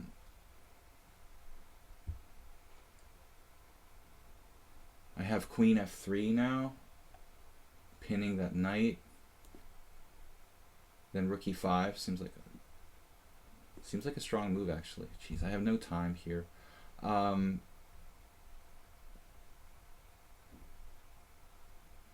don't know. f4. All right. So this game. Back to e3, back to c1, I guess. Back to c1. Arturo.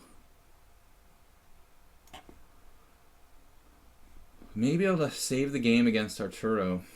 Down a clear pawn. This is a draw against Azim Lisatari, his first draw in 25 games. Certainly deserved one before that. He was better.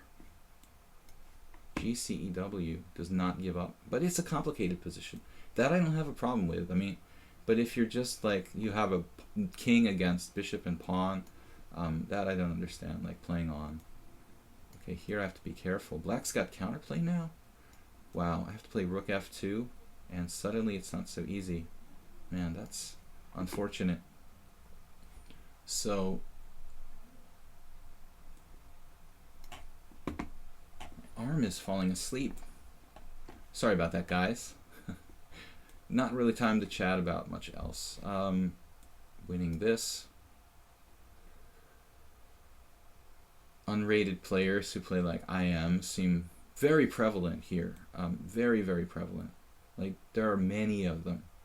It's not that usual, you know, that you're that strong and you're playing a guy in a simul.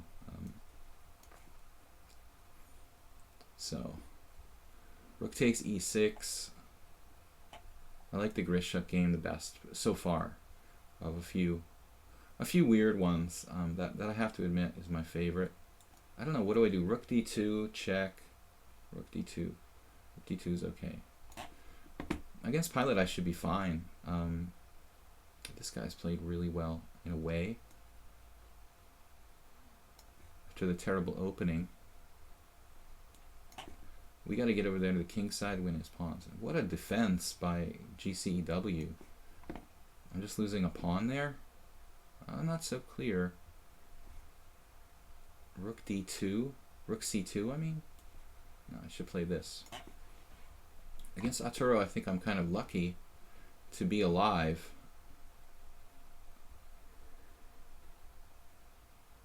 e4.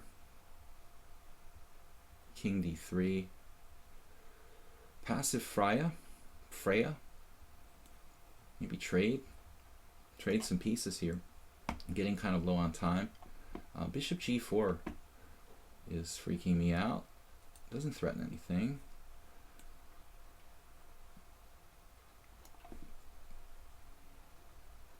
Now what?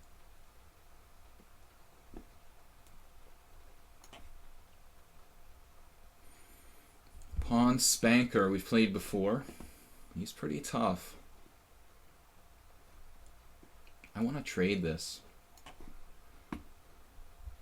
Queen f6.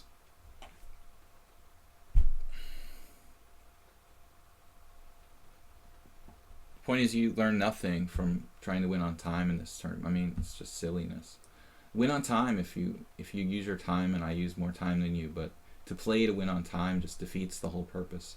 It's not a blitz tournament. I mean, it's really stupid. Alright, now I have to be really careful. This queen b6 threat is very serious here. Queen c2 isn't even good enough. Be very, very careful where I go. I guess queen c5 loses. The queen takes f4. Oh man, this is also very, very dangerous. Queen c5, rook takes f4. Queen d2, queen c2, queen f3, queen g3. Queen g3 is kind of weird, actually. That might be my best move.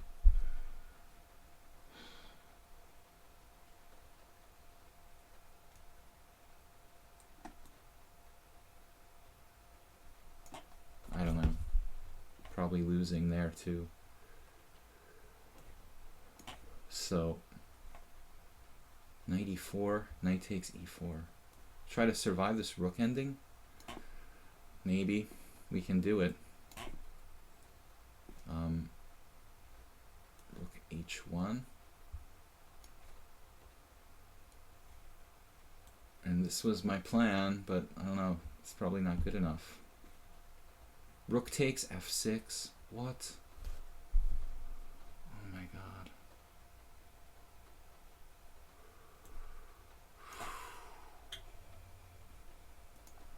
Toro, very generous draw offer there. He's clearly better. Maybe it had to go. It is a long tournament, or it is kind of long. Bishop there. What am I doing? What do I have here anyway? Down a pawn after all this. Better.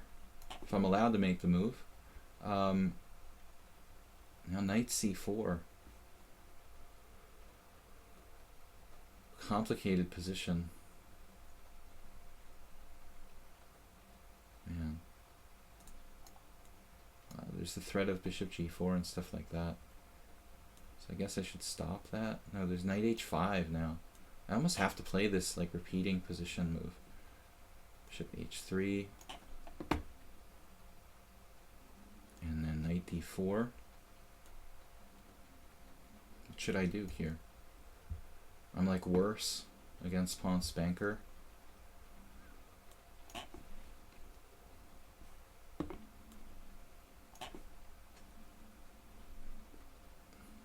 Force a draw. A lot of draws. A lot of draws today. What's the material here? I'm down a pawn. Never got my pawn back. Well, I guess it's alright. I'm running out of time. And a4. Rook check. King here. F4. This is kind of unclear. Pawn spanker playing like amazing, dude. Rook e4. And we're finally trying to make progress here. Wow. How do I make progress here? Bishop f1 and then b5, I guess. Alright, trading that guy off now. Rook d1. And then b5, which I should have played last move. Queen g3. Let's see what we've got here. Piece up. Is it enough? Rook takes. I really want to do that on his terms.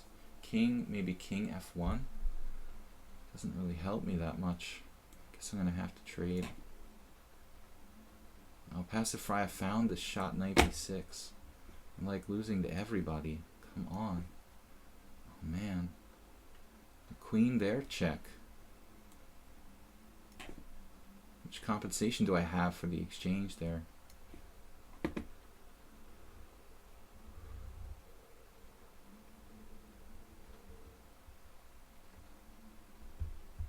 Losing to everybody.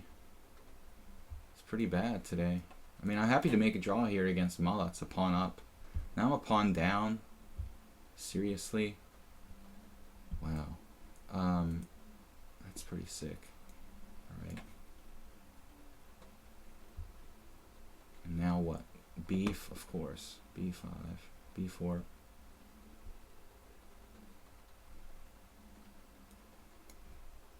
Pawn spanker's taking me out too. Probably lose this. We're like up material, a massive amount of material. This looks like gotta win. Rook takes d6. Alright. Man, bishop takes f2, I guess.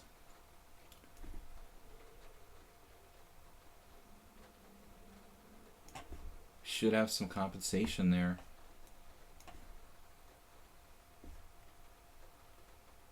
c4 allows that move, so I have to play bishop e3. So maybe b3 here. It's good to have a little bit of time. Now passive Freya is the pawn. I thought I was just clearly better, but dropped a pawn. So I don't know what to make of this now. Maybe I'm just clearly worse. And pawn spanker, maybe clearly better. Take. G1. Pawn spanker. Pretty decent ratings. Down to still 6 games going on. Really ridiculous problems with time today. Like out of control. I felt like I had no hope. All the time it's just gone. So it's just a little bit too much. And I wasn't especially tired or anything like that. And I feel like this should be winning for me. I have a queen for rook and knight, and all of his pawns are isolated. But he's got trick after trick. GCEW. Let's get my king to a safe square. Is that a safe square? Not sure. King B1, rook D E2. And then C4 check, bishop E3 first.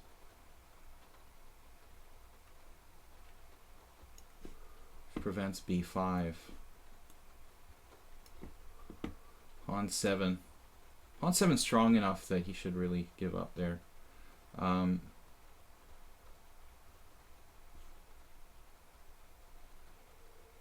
Against passive Fry, I don't know. I mean, I have a lot of compensation positionally, but I'm like down. I mean, I'm up a piece, and now tricky position here. Morphy-Tal Fisher is down a piece, but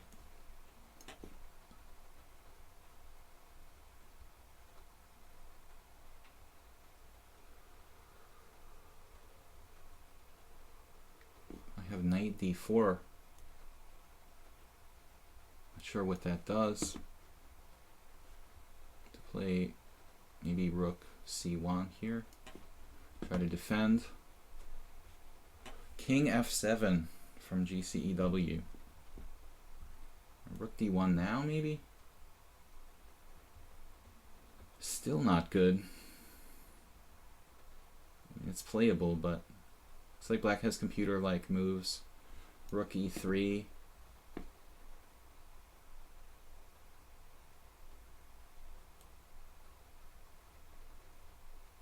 King F7, quite a move. He's got 10 minutes. He's down material, but he has 10 minutes on the clock.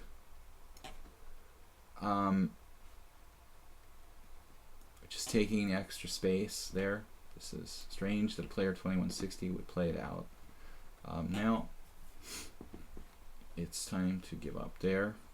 And then C4, and we're actually better now against Vanarek, who misplayed this. So if you give me everything, I might be able to beat you, but you're really going to have to try hard to pull it off, basically. You're going to have to try very hard to lose to me today.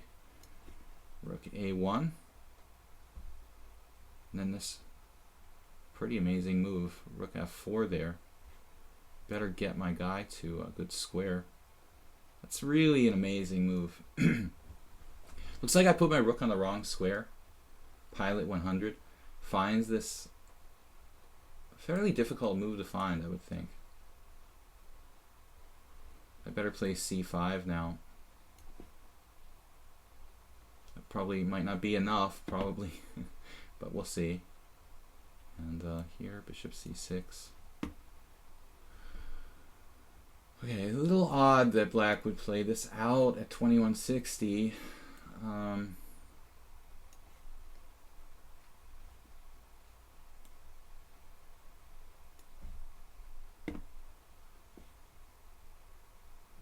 Knight G5, not good enough.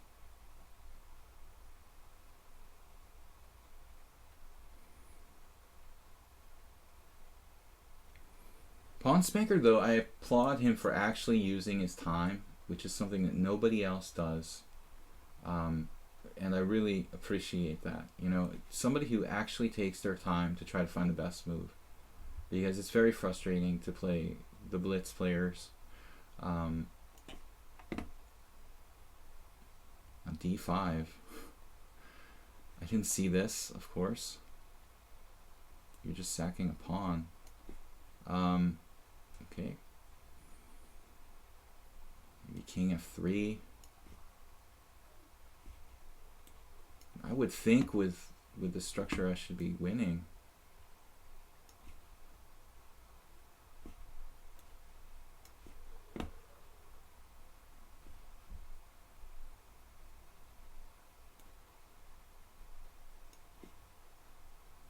Black going all out I mean, white going all out there. The sound of the rain in the background is soothing. It's not very loud. It's barely raining. It's amazing you guys can hear that. This has been one of my toughest simuls ever that I've played here. Lost at least 3 or 4 games, and I'm feeling like everybody plays 2100 plus. Almost every single game. There was a couple weak games, but it's hard to believe that the average player is that strong on lichess.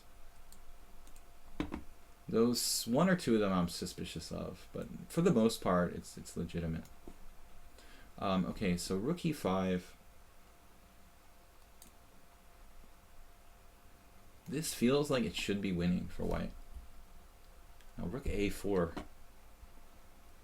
Need to activate my other rook somehow. How to do it?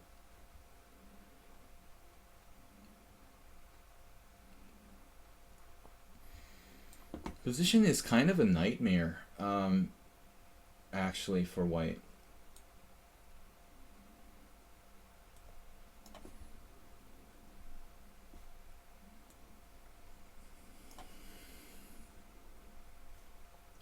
And this, I don't know about this one. If it's too close for me, perhaps too close for me to break through in that ending against Vanarek.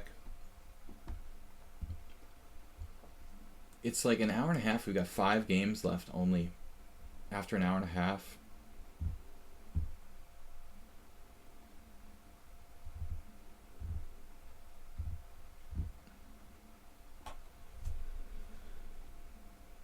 Seven games going on.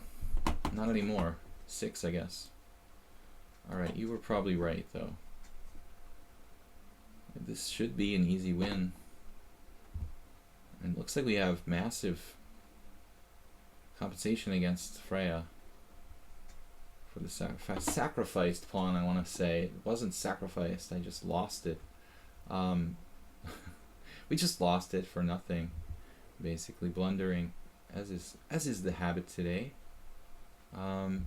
Everybody's strong, man. It's a nice defense by Freya. We have bishop d4. With counterplay, wow. Boy. This could be a problem. This could be a problem. Big problem. Knight d4.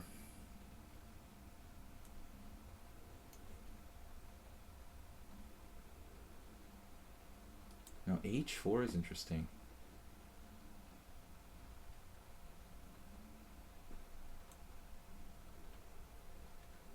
But maybe that's not good. Yeah, I think that would be a mistake.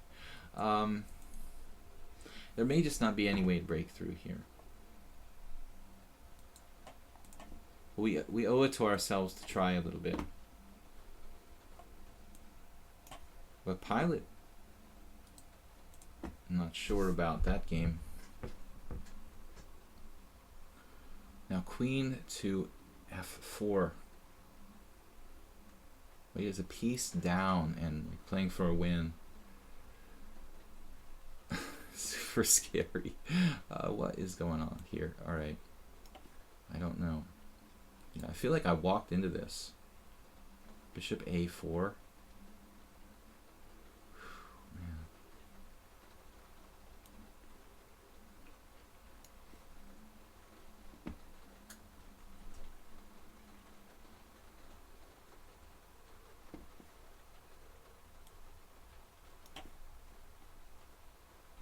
Now in this game, we're actually better. Very lucky against Pilot 100. This might be interesting. When probably we should have enough counterplay to draw. I doubt I'm like winning.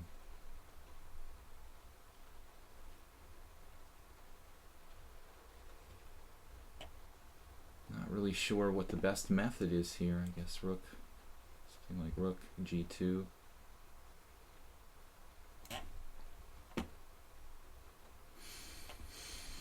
I don't want to check his king up and help him to improve the position of that piece. Now h4 is interesting now. Takes bishop h2, sacrificing a pawn temporarily.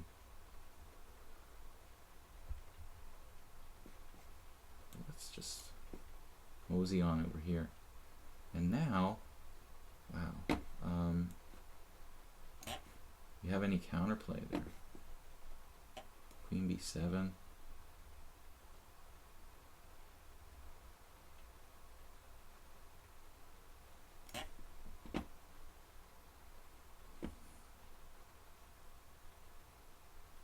d5. Are we not like winning here? Well, it's not so easy. This looks awfully tempting. And b4. I figured this would come, but we have a number of possible moves. Check on b2 and just take. It looks pretty strong, actually. We could be winning here after this. This could be enough for black to win. Now knight e2, followed by knight e4. We're getting mated in one if I play that, so that's a good idea. Knight e2, that's really brilliant. Rook f3, kind of only move. f3 looks pretty dubious, but I don't know what else to suggest here. There's a check, although I could just bother his bishop again. Maybe rook b4. It's like rook b4. All right, pawn spanker. I don't know. Black's offering a draw now, very generous, but maybe I should try to do something here.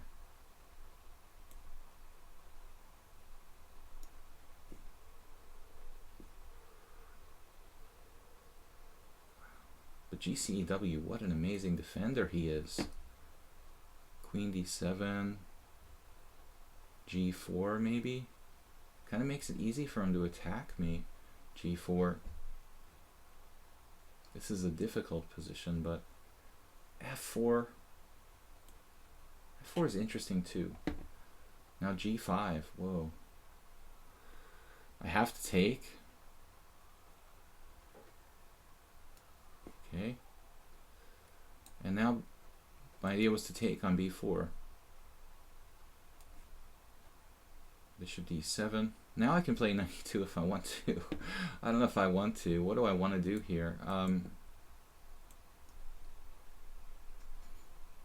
We're losing a pawn. I can attack his bishop again. Maybe.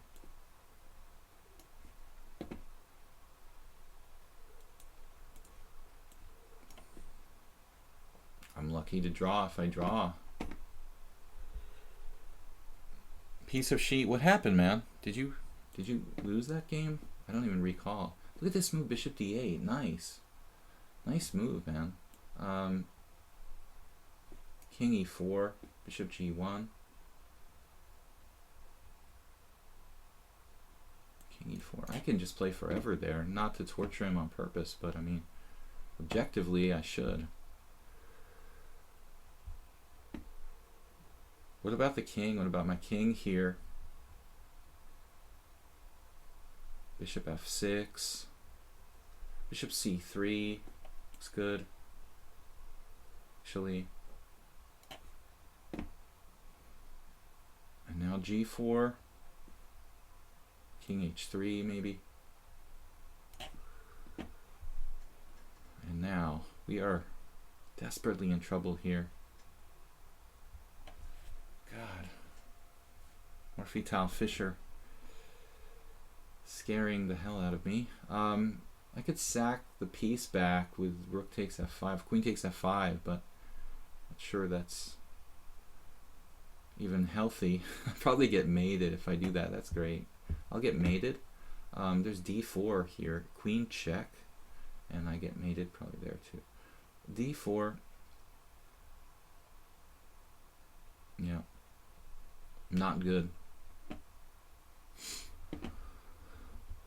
So what do we have to do here? Like queen h6 or something crazy? Then, man, this is kind of scary.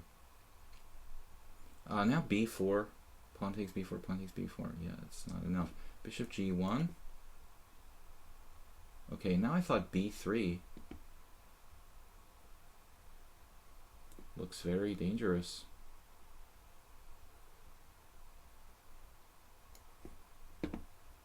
Well, knight e3, g4.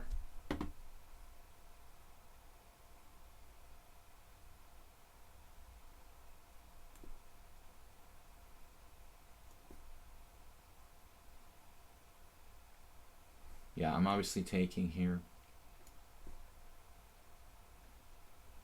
I thought it was mate. I was so terrified. I thought it was mate in one. Now maybe bishop h2. And so this is interesting, but I think I'm winning. Rook a1. Things get really bizarre now. King f3, not a good idea. Looks like rook f1.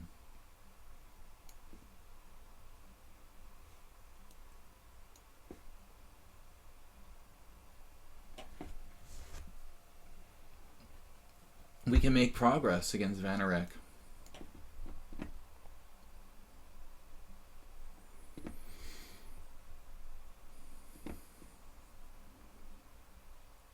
He's 2100 in correspondence. Pretty solid.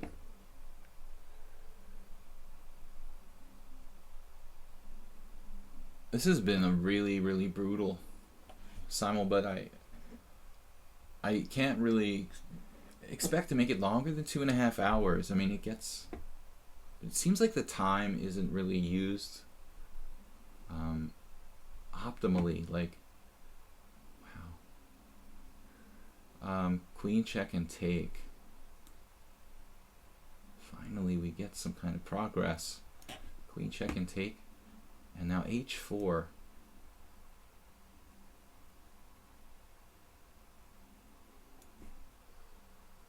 I feel like Karpov here. I mean, this is like a tiny improvement in my position. Using that backward pawn to some kind of advantage.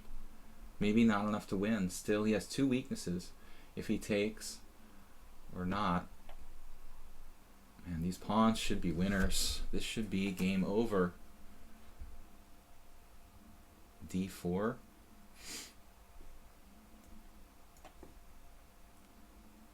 Rook takes f1, king takes f1. Interesting. I feel like I'm alive somehow. Queen takes.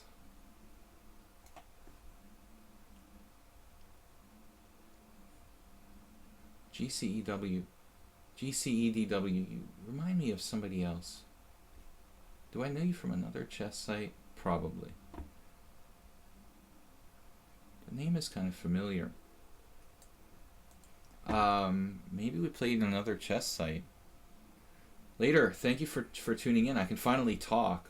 It's been as always kind of difficult to find time to talk. But when I get down to the last 4 or 5 games, then I can play. I think somehow the system should be like modified. This ending, is there any way to salvage this position for me? Kind of tricky. Maybe it's possible to hold this. Check, king g7. Yeah, I think there is ways to hold this. Let's see. King h2. And now h5 is one possibility.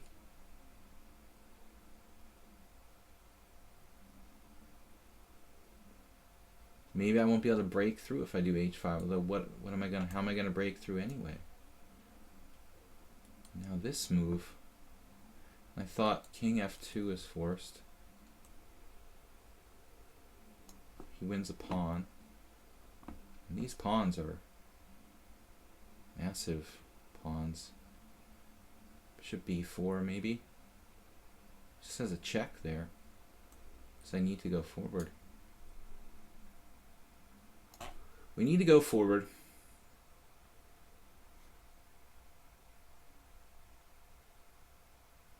I think there are ways I should be able to make progress here somehow. Check. King G1. Your knight is hanging. Can't check forever. Now what? That bishop is pretty sketchy, actually. Where is it going to G4?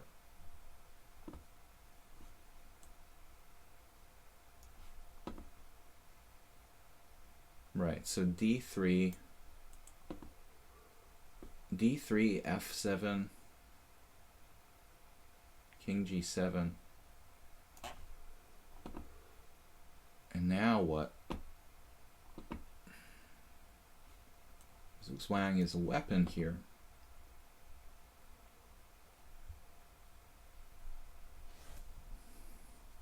Yeah, we're not going to do another simul today. I'd rather put sharp objects in my eyes after this one. But honestly, we're going to be doing it every week that I can on Sunday, and this will be the new regular time at 6:30 CEST. I don't want to know the score because it's not really good. At least one player I'm suspicious had some help, but for the most part, I think it's just a matter of everybody's super tough today. All right, so rook e4, and we have some counterplay here, I would think. Is it enough? I don't know. King e1 is worth considering. Then he gets away, though. Oh, that's kind of nasty. Okay, I don't want to let him get away. I'm going to play rook a7. Box his bishop in.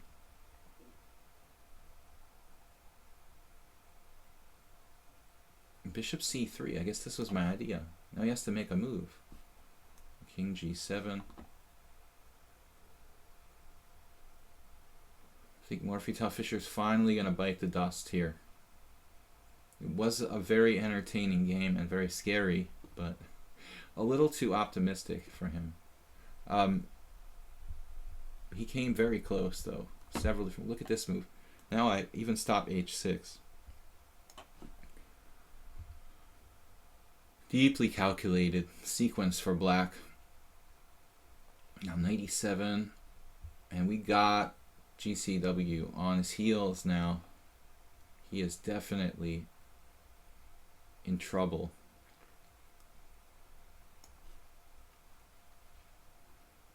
Right, King f6, but it still looks kind of hard for you to protect that. I see. First I play rook a1, and then I go my technical zone here. Rook a1 maybe. We like the bishop on g4 where it's very mobile. On b4. Maybe I need that square for my king, you know, to get in to black's position.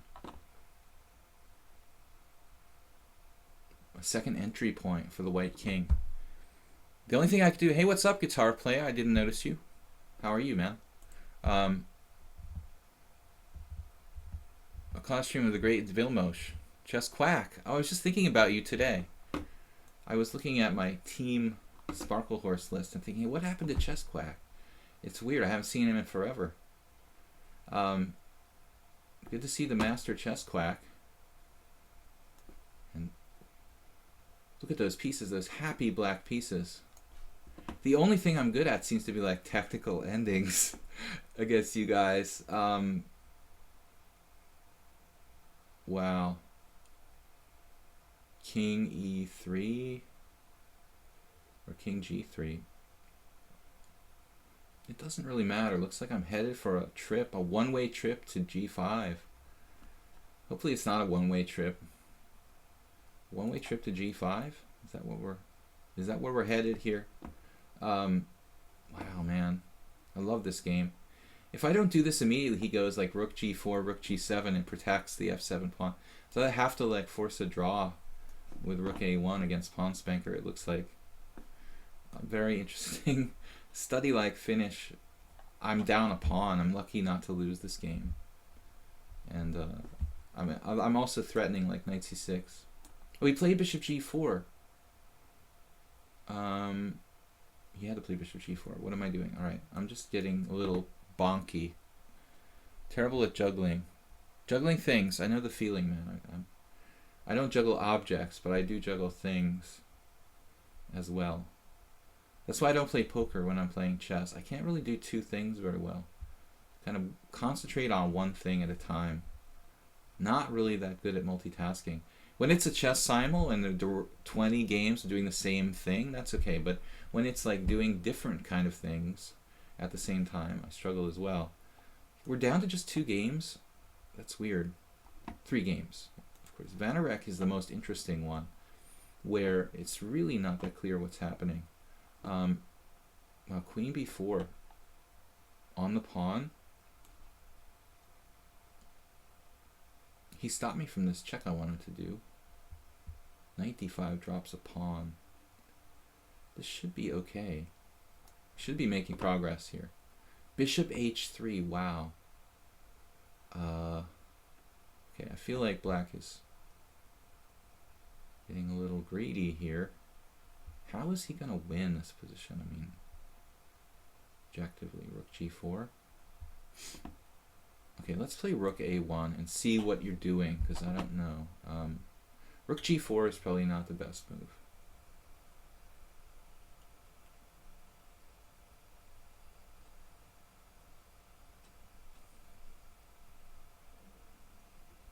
I have the feeling that white shouldn't lose this,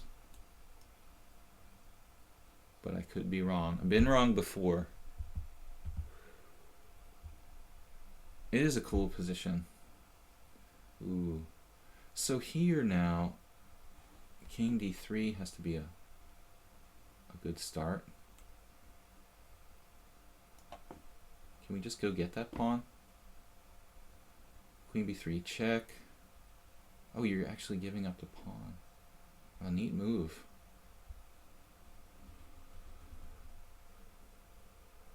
Neat move. Not letting me go king g5, or I can play h5. That's just mean, isn't it? h5. Should I check first? Maybe drive him back a little bit. I think h5's got to be an interesting try at the very least. King e5. Helpmate. Looks like helpmate. Ooh, he's losing. Looks like he's losing. Knight f3 check. Pawn spanker got desperate. Maybe I had better. Rook. Ooh, I don't know. Yeah, actually, rook a6 might have been better.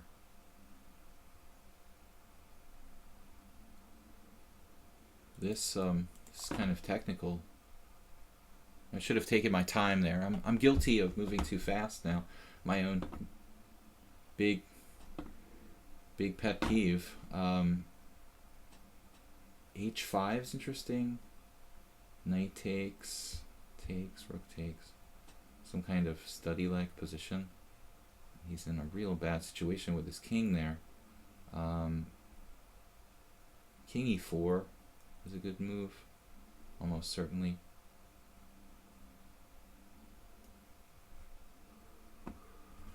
I could have played h5, but I thought he sacks a piece with knight takes f5, pawn takes, rook takes, king g4. It may not be that easy. It's a possible, that's possibly just a draw. Yeah, that looks like a draw. So I don't want to give him that piece sacrifice. Knight takes f5. And now here, when he has to lose the exchange at the very least,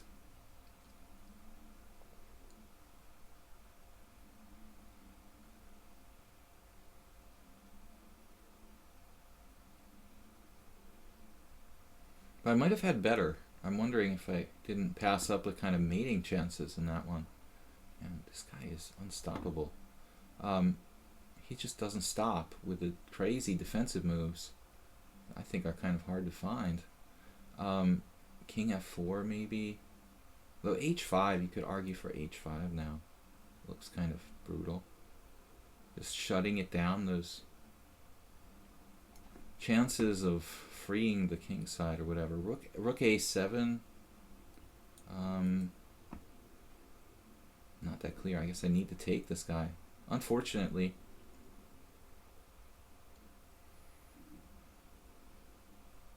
The shocking move now. Wow. Absolutely shocking move.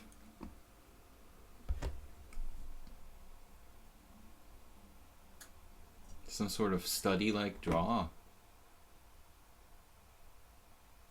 b5. Holy crap. To get the d5 square for his king, and it's just like impossible for me to make progress. Or maybe he even like wins. d5, that's a nice joke. Wow.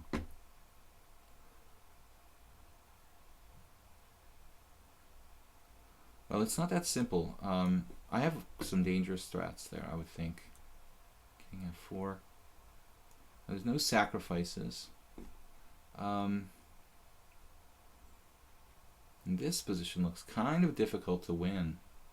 Thinking, maybe though, maybe there's a way to do it. Let's see. All right. Kramnik would at least try, right? We are up the exchange.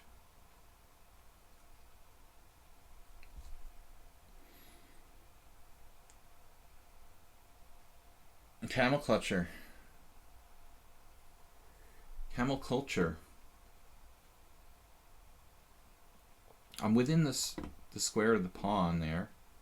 I kind of need the c3 square, I think. This is a subtle threat.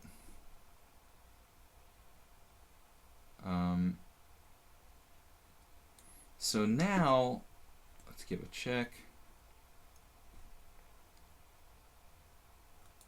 I think your king's going to go too far.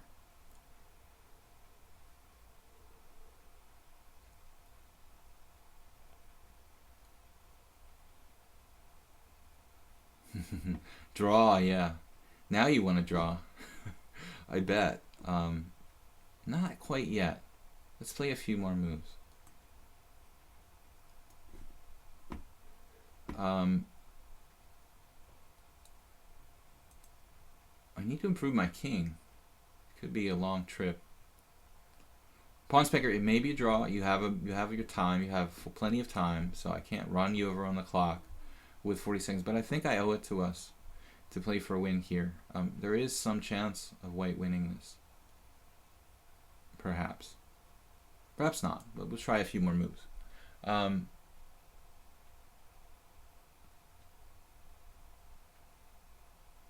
Do you play any tournaments?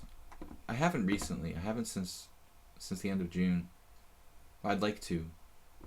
But you mean like tournaments as in real over-the-board tournaments, or tournaments as in like online tournaments?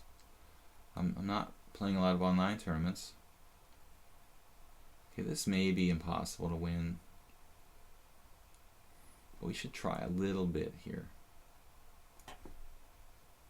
His bishop is very bad. Okay, now king c3.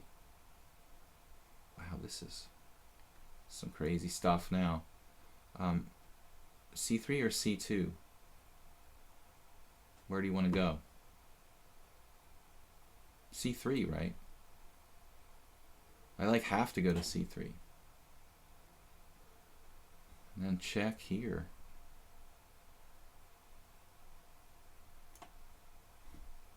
King g6, c4. Guess c4 here. I have to try something. Looks like the only attempt to win. Maybe there's some serious winning chances here. And now my only move, you guessed it, king b2. Interesting position. Wow.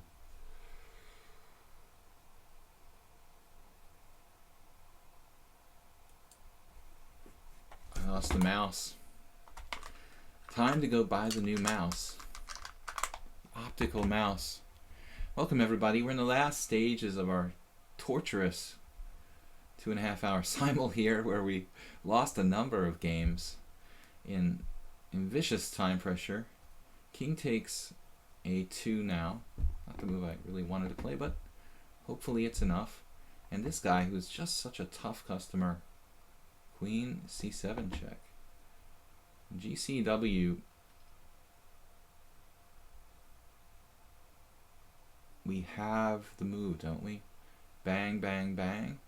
No, it doesn't work. I can't play bishop takes g5. So we're here, and I thought that black might have had some tricky move with e4 there. Only time will tell, but he might have had a better move. I think this should be winning for me. It was a valiant try, and I think that black had something there, but it's too complicated to figure out, like with a minute on the clock. Now first we'll check, or not. First we'll check and then take on, yeah, this is a really good move, isn't it? Rook takes, king f6, takes. You could simply play rook c5.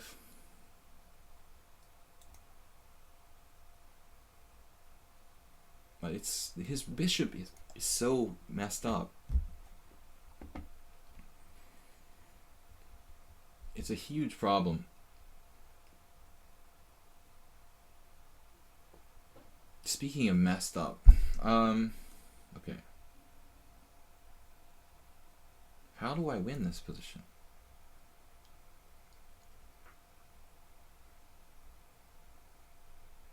This is really bizarro. I know how I can try to win this position. It's pretty strange, but h6 and he tricks here, king g5. So he's set up like the fortress now. It looks like a fortress.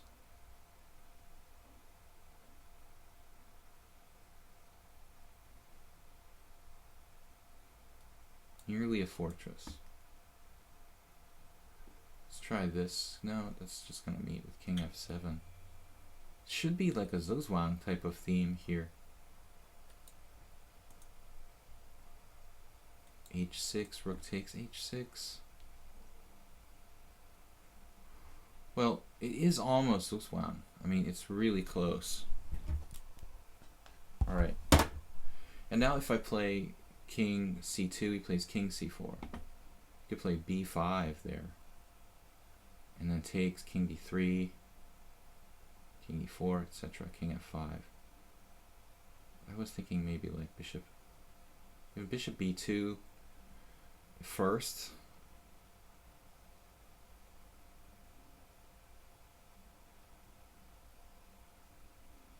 Actually, where's the best place for my bishop to be? Like b2. Bishop d6, king over, bishop takes, king d3, king c6.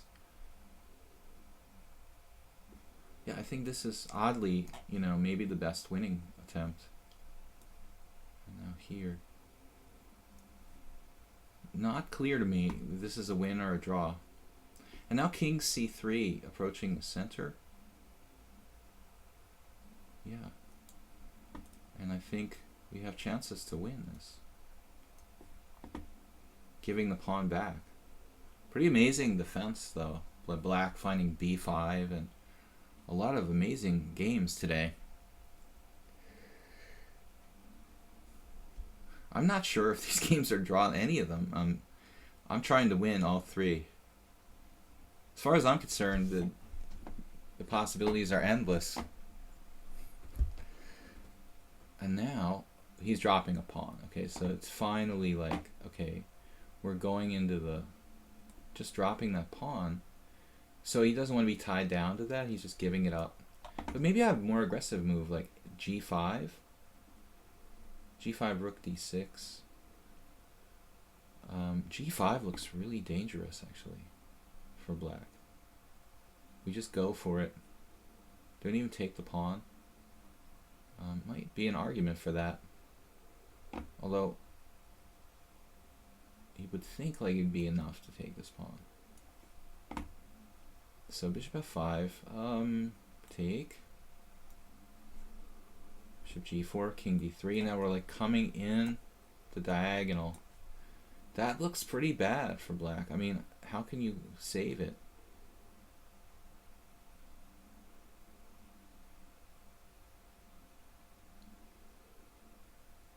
And finally, I need to improve my king.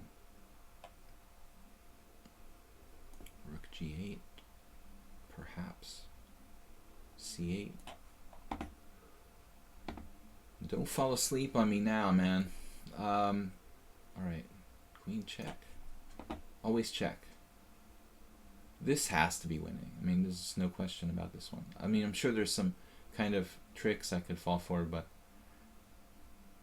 he's hoping for some kind of knight sacrifice for 2 pawns and to reach a blockade position.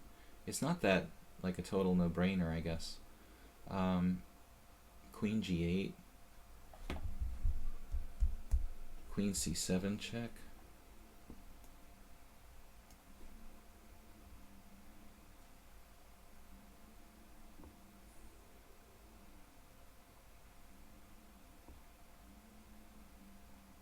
I really need to get my king in the game. So the only way I'm going to do that is over here.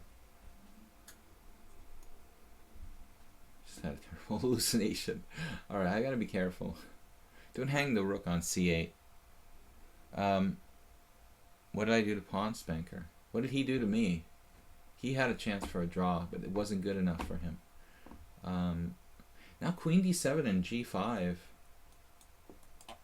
really has to be winning. Some kind of crazy... I could play g5, let him take on f5 twice, and have a winning king and pawn ending.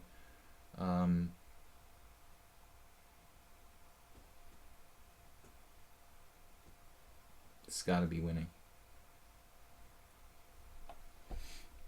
But it's never easy to beat you guys. Nobody ever just like gets checkmated. I don't remember the last time I checkmated someone. It's like a joke. G5. G5? Interesting. Look at this guy. It's crazy with the defense. G5 and H6. G5 and G6.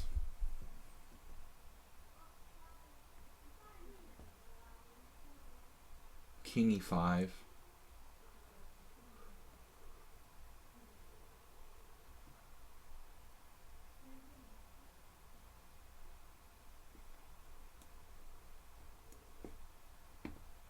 And Bishop H3 is not a move I expected there. That's pretty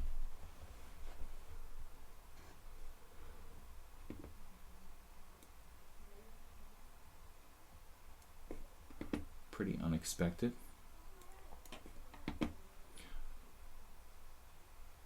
Okay, King E4, and this looks a win to me. Bishop takes E5 is simply going to win.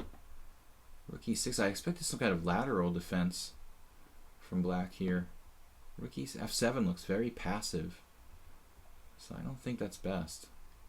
Looks very passive to me.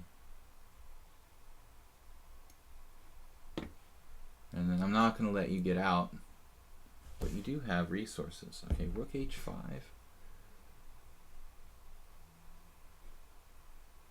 King up. I better play Rook G8. Bishop takes E5, and then I could just go King F5, but then he has King D5. This looks like take, King D7. All right. That's got to be winning.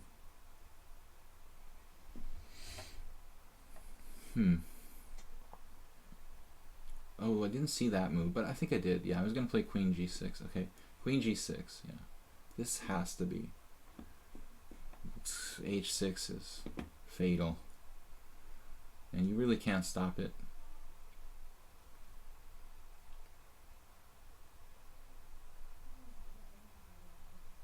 Also mating ideas with Queen H7 and G6. Also probably get my queen trapped on H8 or something. I could imagine there'd be some really bizarre sort of fortress type positions. GCEW. I think I got GCEW confused with a different player. Basically, earlier on, I might have confused him with a different player that I've played on a regular basis here. King F5. Now H6.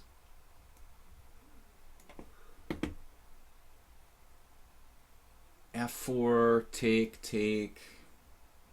And then king g6, it's got to be winning. That's got to be winning. And now there's like winning king and pawn endgames here. Maybe I just take. It's not that easy though. Now he's kind of in a zugzwang sort of situation. So if I play king c3 and then improve my position a little bit first, it's probably superior. Bishop takes, followed by bishop king g6. Vannerecht should be lost. We win those. 2 connected pass pawns on all boards. I don't know, king e5 is interesting. Not clear where the best square is, but this is probably okay. Geometric theme. Active king. Sunday was simul day. You expected the stream to start at 2, yeah. 12:30 for you. I moved it half an hour to half an hour later. Maybe I'll make a review video for this. I was thinking about that. I did it for my Blitz stream, my weird openings Blitz stream. Pick out a couple interesting games from the simul and go over them in a video on YouTube. If you don't know my channel, you can check out my uploads and other stuff at Video Chess Training on YouTube. And here now the king and pawn ending is like rook takes, pawn takes. Wow. Rook takes, pawn takes, king d4. Actually, not that easy here. Rook takes, pawn takes, king d4, f5, king e5. No, I don't think that's good.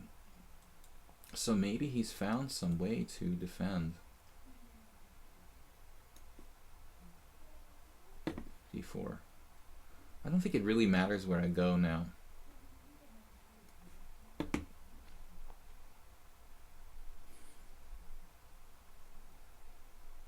This has been a long one though. Yeah, GCW, it's a very, very tough player. If I remember correctly. We've played before though. I said I'm confusing him with someone else though. Still not sure about who he is now that I think about it. He's similar to another player I played, but maybe I'm misremembering something. Huh. Maybe I'm not winning this. It looks real tough though, real close. Obviously king e5 is not a good move here. g4 is kind of interesting. It probably simplifies too much. That might be a draw. I feel like this should be a win somehow. Let's just go across. And I don't know. I don't know, man. This is close. Maybe it is a draw. That bad bishop, it seems like it should be lost. But I need to improve somehow. If I'm going to win this position, I have to improve my position somehow. And now there. And it looks difficult to see how I'm going to improve after that move. I got to go back. And now, rook a4. Oh my goodness. Yeah. There's the interesting line like h7, rook h3, rook h4, I mean, queen h6. Oh man, that's brutal. h7. Why did I say that like I had a weird accent? h7, rook h4, queen h6. Whew. That is kind of devastating. Is it still even enough though? Queen h6, pawn takes, queen check. Yeah, it's gotta be winning.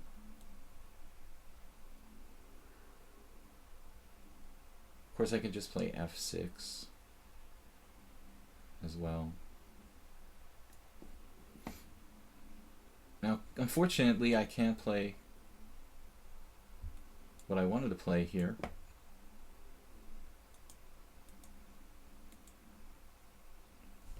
King e5, so rook g7, rook g8. We did rook g8 already. Maybe we can't make progress here. g4. Let's try g4. Maybe it's too dangerous. g4, f6. Rook takes h5. No, that's okay. So I think just f6 is safer than the fancy variation.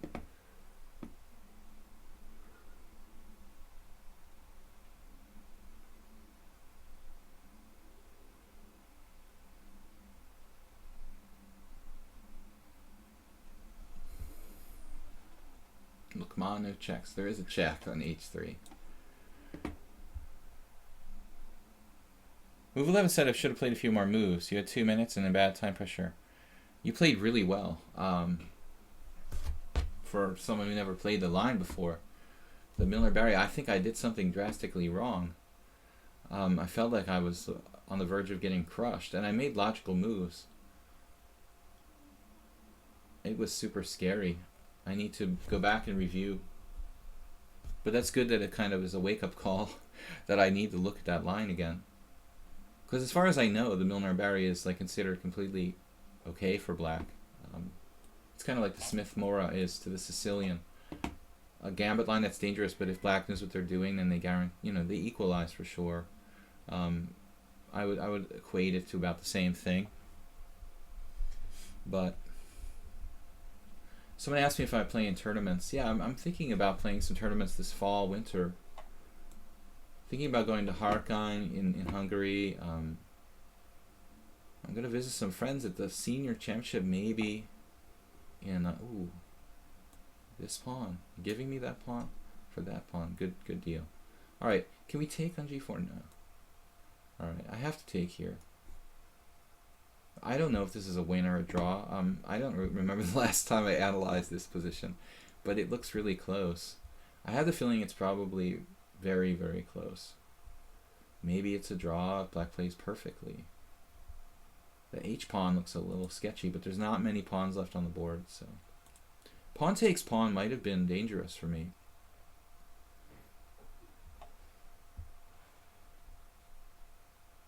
I just don't have a lot of pawns left to work with, so... Now f5, that's probably losing for sure. Not the best move. So pawn spanker fought brilliantly, but then I criticize him, but maybe he's actually a genius. Maybe f5 is okay. Pawn takes pawn, check. It's your check, okay. You have check. Alright, I don't think it matters where I move my king there. A whole lot. Now I have to play e4. Pawn spanker is kind of a genius.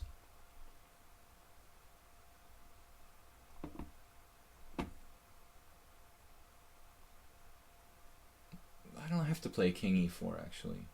I can play king f4. It's probably a better move. Or king d4. He's gonna have to let my rook out? No. He's not gonna have to let my rook out. So I need to stay around there, so I have to play this. Alright.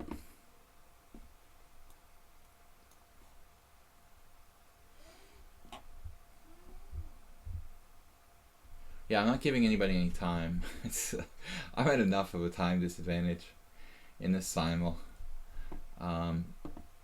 It's really pretty disadvantageous to the simul giver.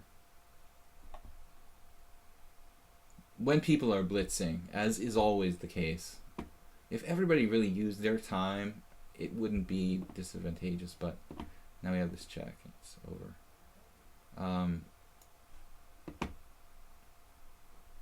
Even g6 is a good move. Alright, GCW. That was a hell of a fight, man. We're down to one game.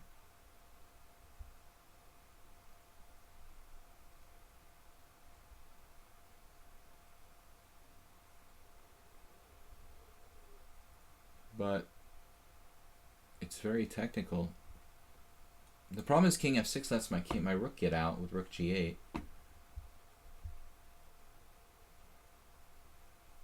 So I'm not sure what's going on here. I mean, his bishop has been a problem the whole ending. He's down to 16 seconds now. We have to get out of here. G8, only move. And this is probably a draw. That might be a mistake. I have the feeling that e5 could be a mistake. Unless this is a draw if he just gives me a pawn.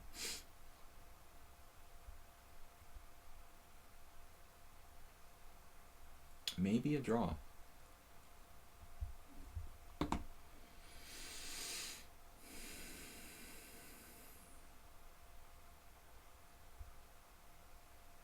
Kind of study-like ending. Oh, look at this. He's trying to get out. Yeah, I guess this is probably a draw. E4, F4 check. I don't see how I'm gonna win this. Let's try to cut him off.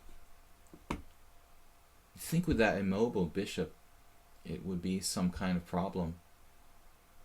It's not easy. Okay, I'm not gonna give up yet, but it looks pretty hard to win. Man.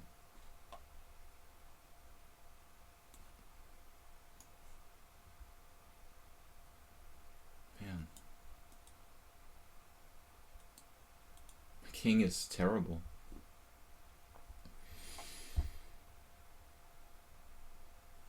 This looks like a draw. I don't see how I can win. It's like a fortress.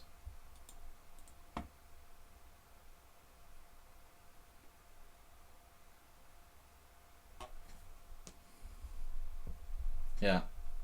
I don't think I can win. I was optimistic. I even thought that e5 was unnecessary, but then you look at it, it's simply fine. Maybe one. Maybe I should sort of get my king to e1 or something, and then try to go around the side. If I don't make progress in a couple moves, I'm going to offer a draw. Black seems to speed it up, sped up. He sees, okay, now he does f4. That simplifies quite a bit. So I think this is going to be a draw. I don't see myself making progress. We try a few more moves. Even if I win the f-pawn, I'm not even certain if that's a win. I'm kind of thinking that's pretty sketchy. Man, my computer is doing weird stuff. Wow. Okay, I think it's time for the new mouse. 15 minutes. The mouse is super bizarre there. Alright. Well, we have nothing to lose. I don't think we can lose. So, Telo Ahadrez is watching. He took me out. Played like a study-like endgame against me.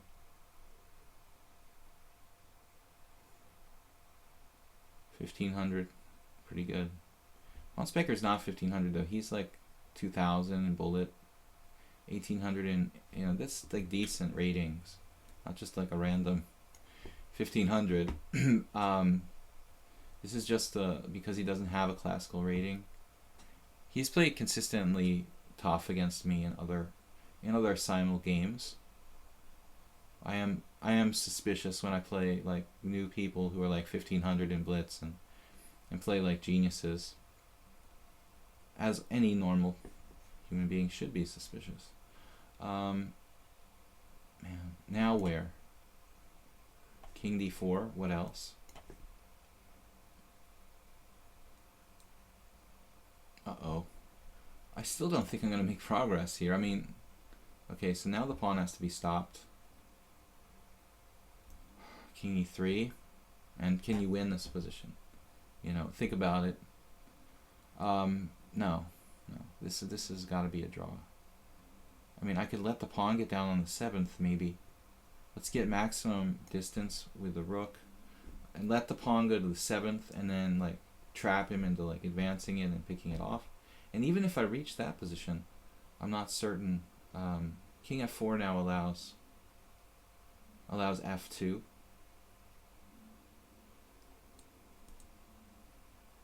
So rook a2 allows king f5. King f4, f2, check. There's no way to stop the pawn. After like rook a1, Bishop e2. We go for a win here.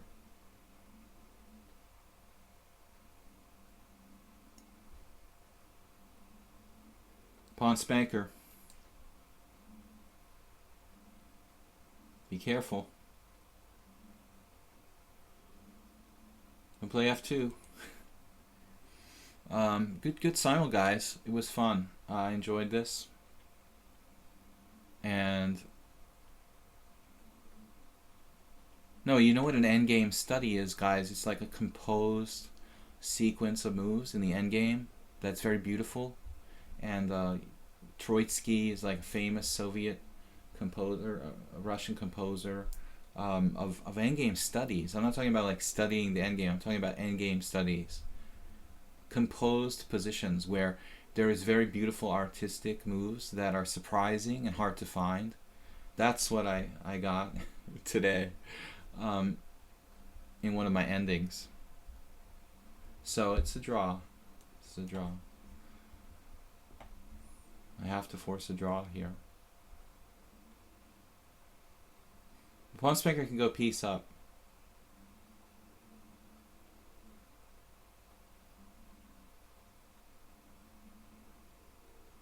Wonder if bishop e6 was possibly winning for you. There. Pawn spanker. Bishop e6. Rook a1, bishop c4.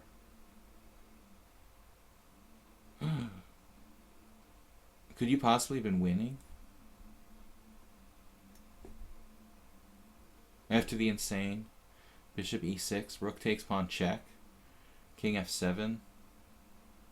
Oh my goodness. Could I have been lost after bishop e6?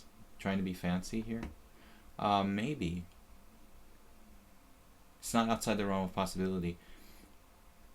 Two bishops. Oh, I should play for a win now. Alright, man. Good game.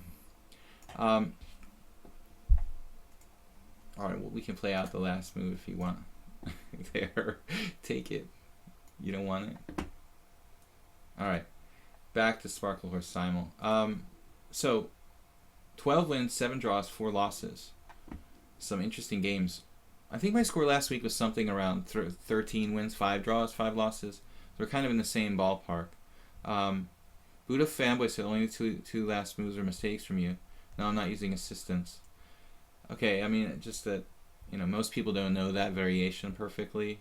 It's pretty rare to know it, so it's perfectly possible you're not using assistance, but, I mean, it's just like, unless you know that opening really well, I mean, I know a lot of masters who don't even know that line, so you don't know that variation unless you really studied specifically the accelerated dragon. Anyway, guys, thanks for tuning in, and we'll be back Monday tomorrow with a opening Blitz and Classical stream at 10 a.m. CEST. Thanks to Jeroen for doing a job, and Guitar Player for dropping in as moderators, guys. I gotta go. It's kind of late for me, so I got a stream to do tomorrow morning. I enjoyed the games, and hopefully everyone else did too. Bye bye.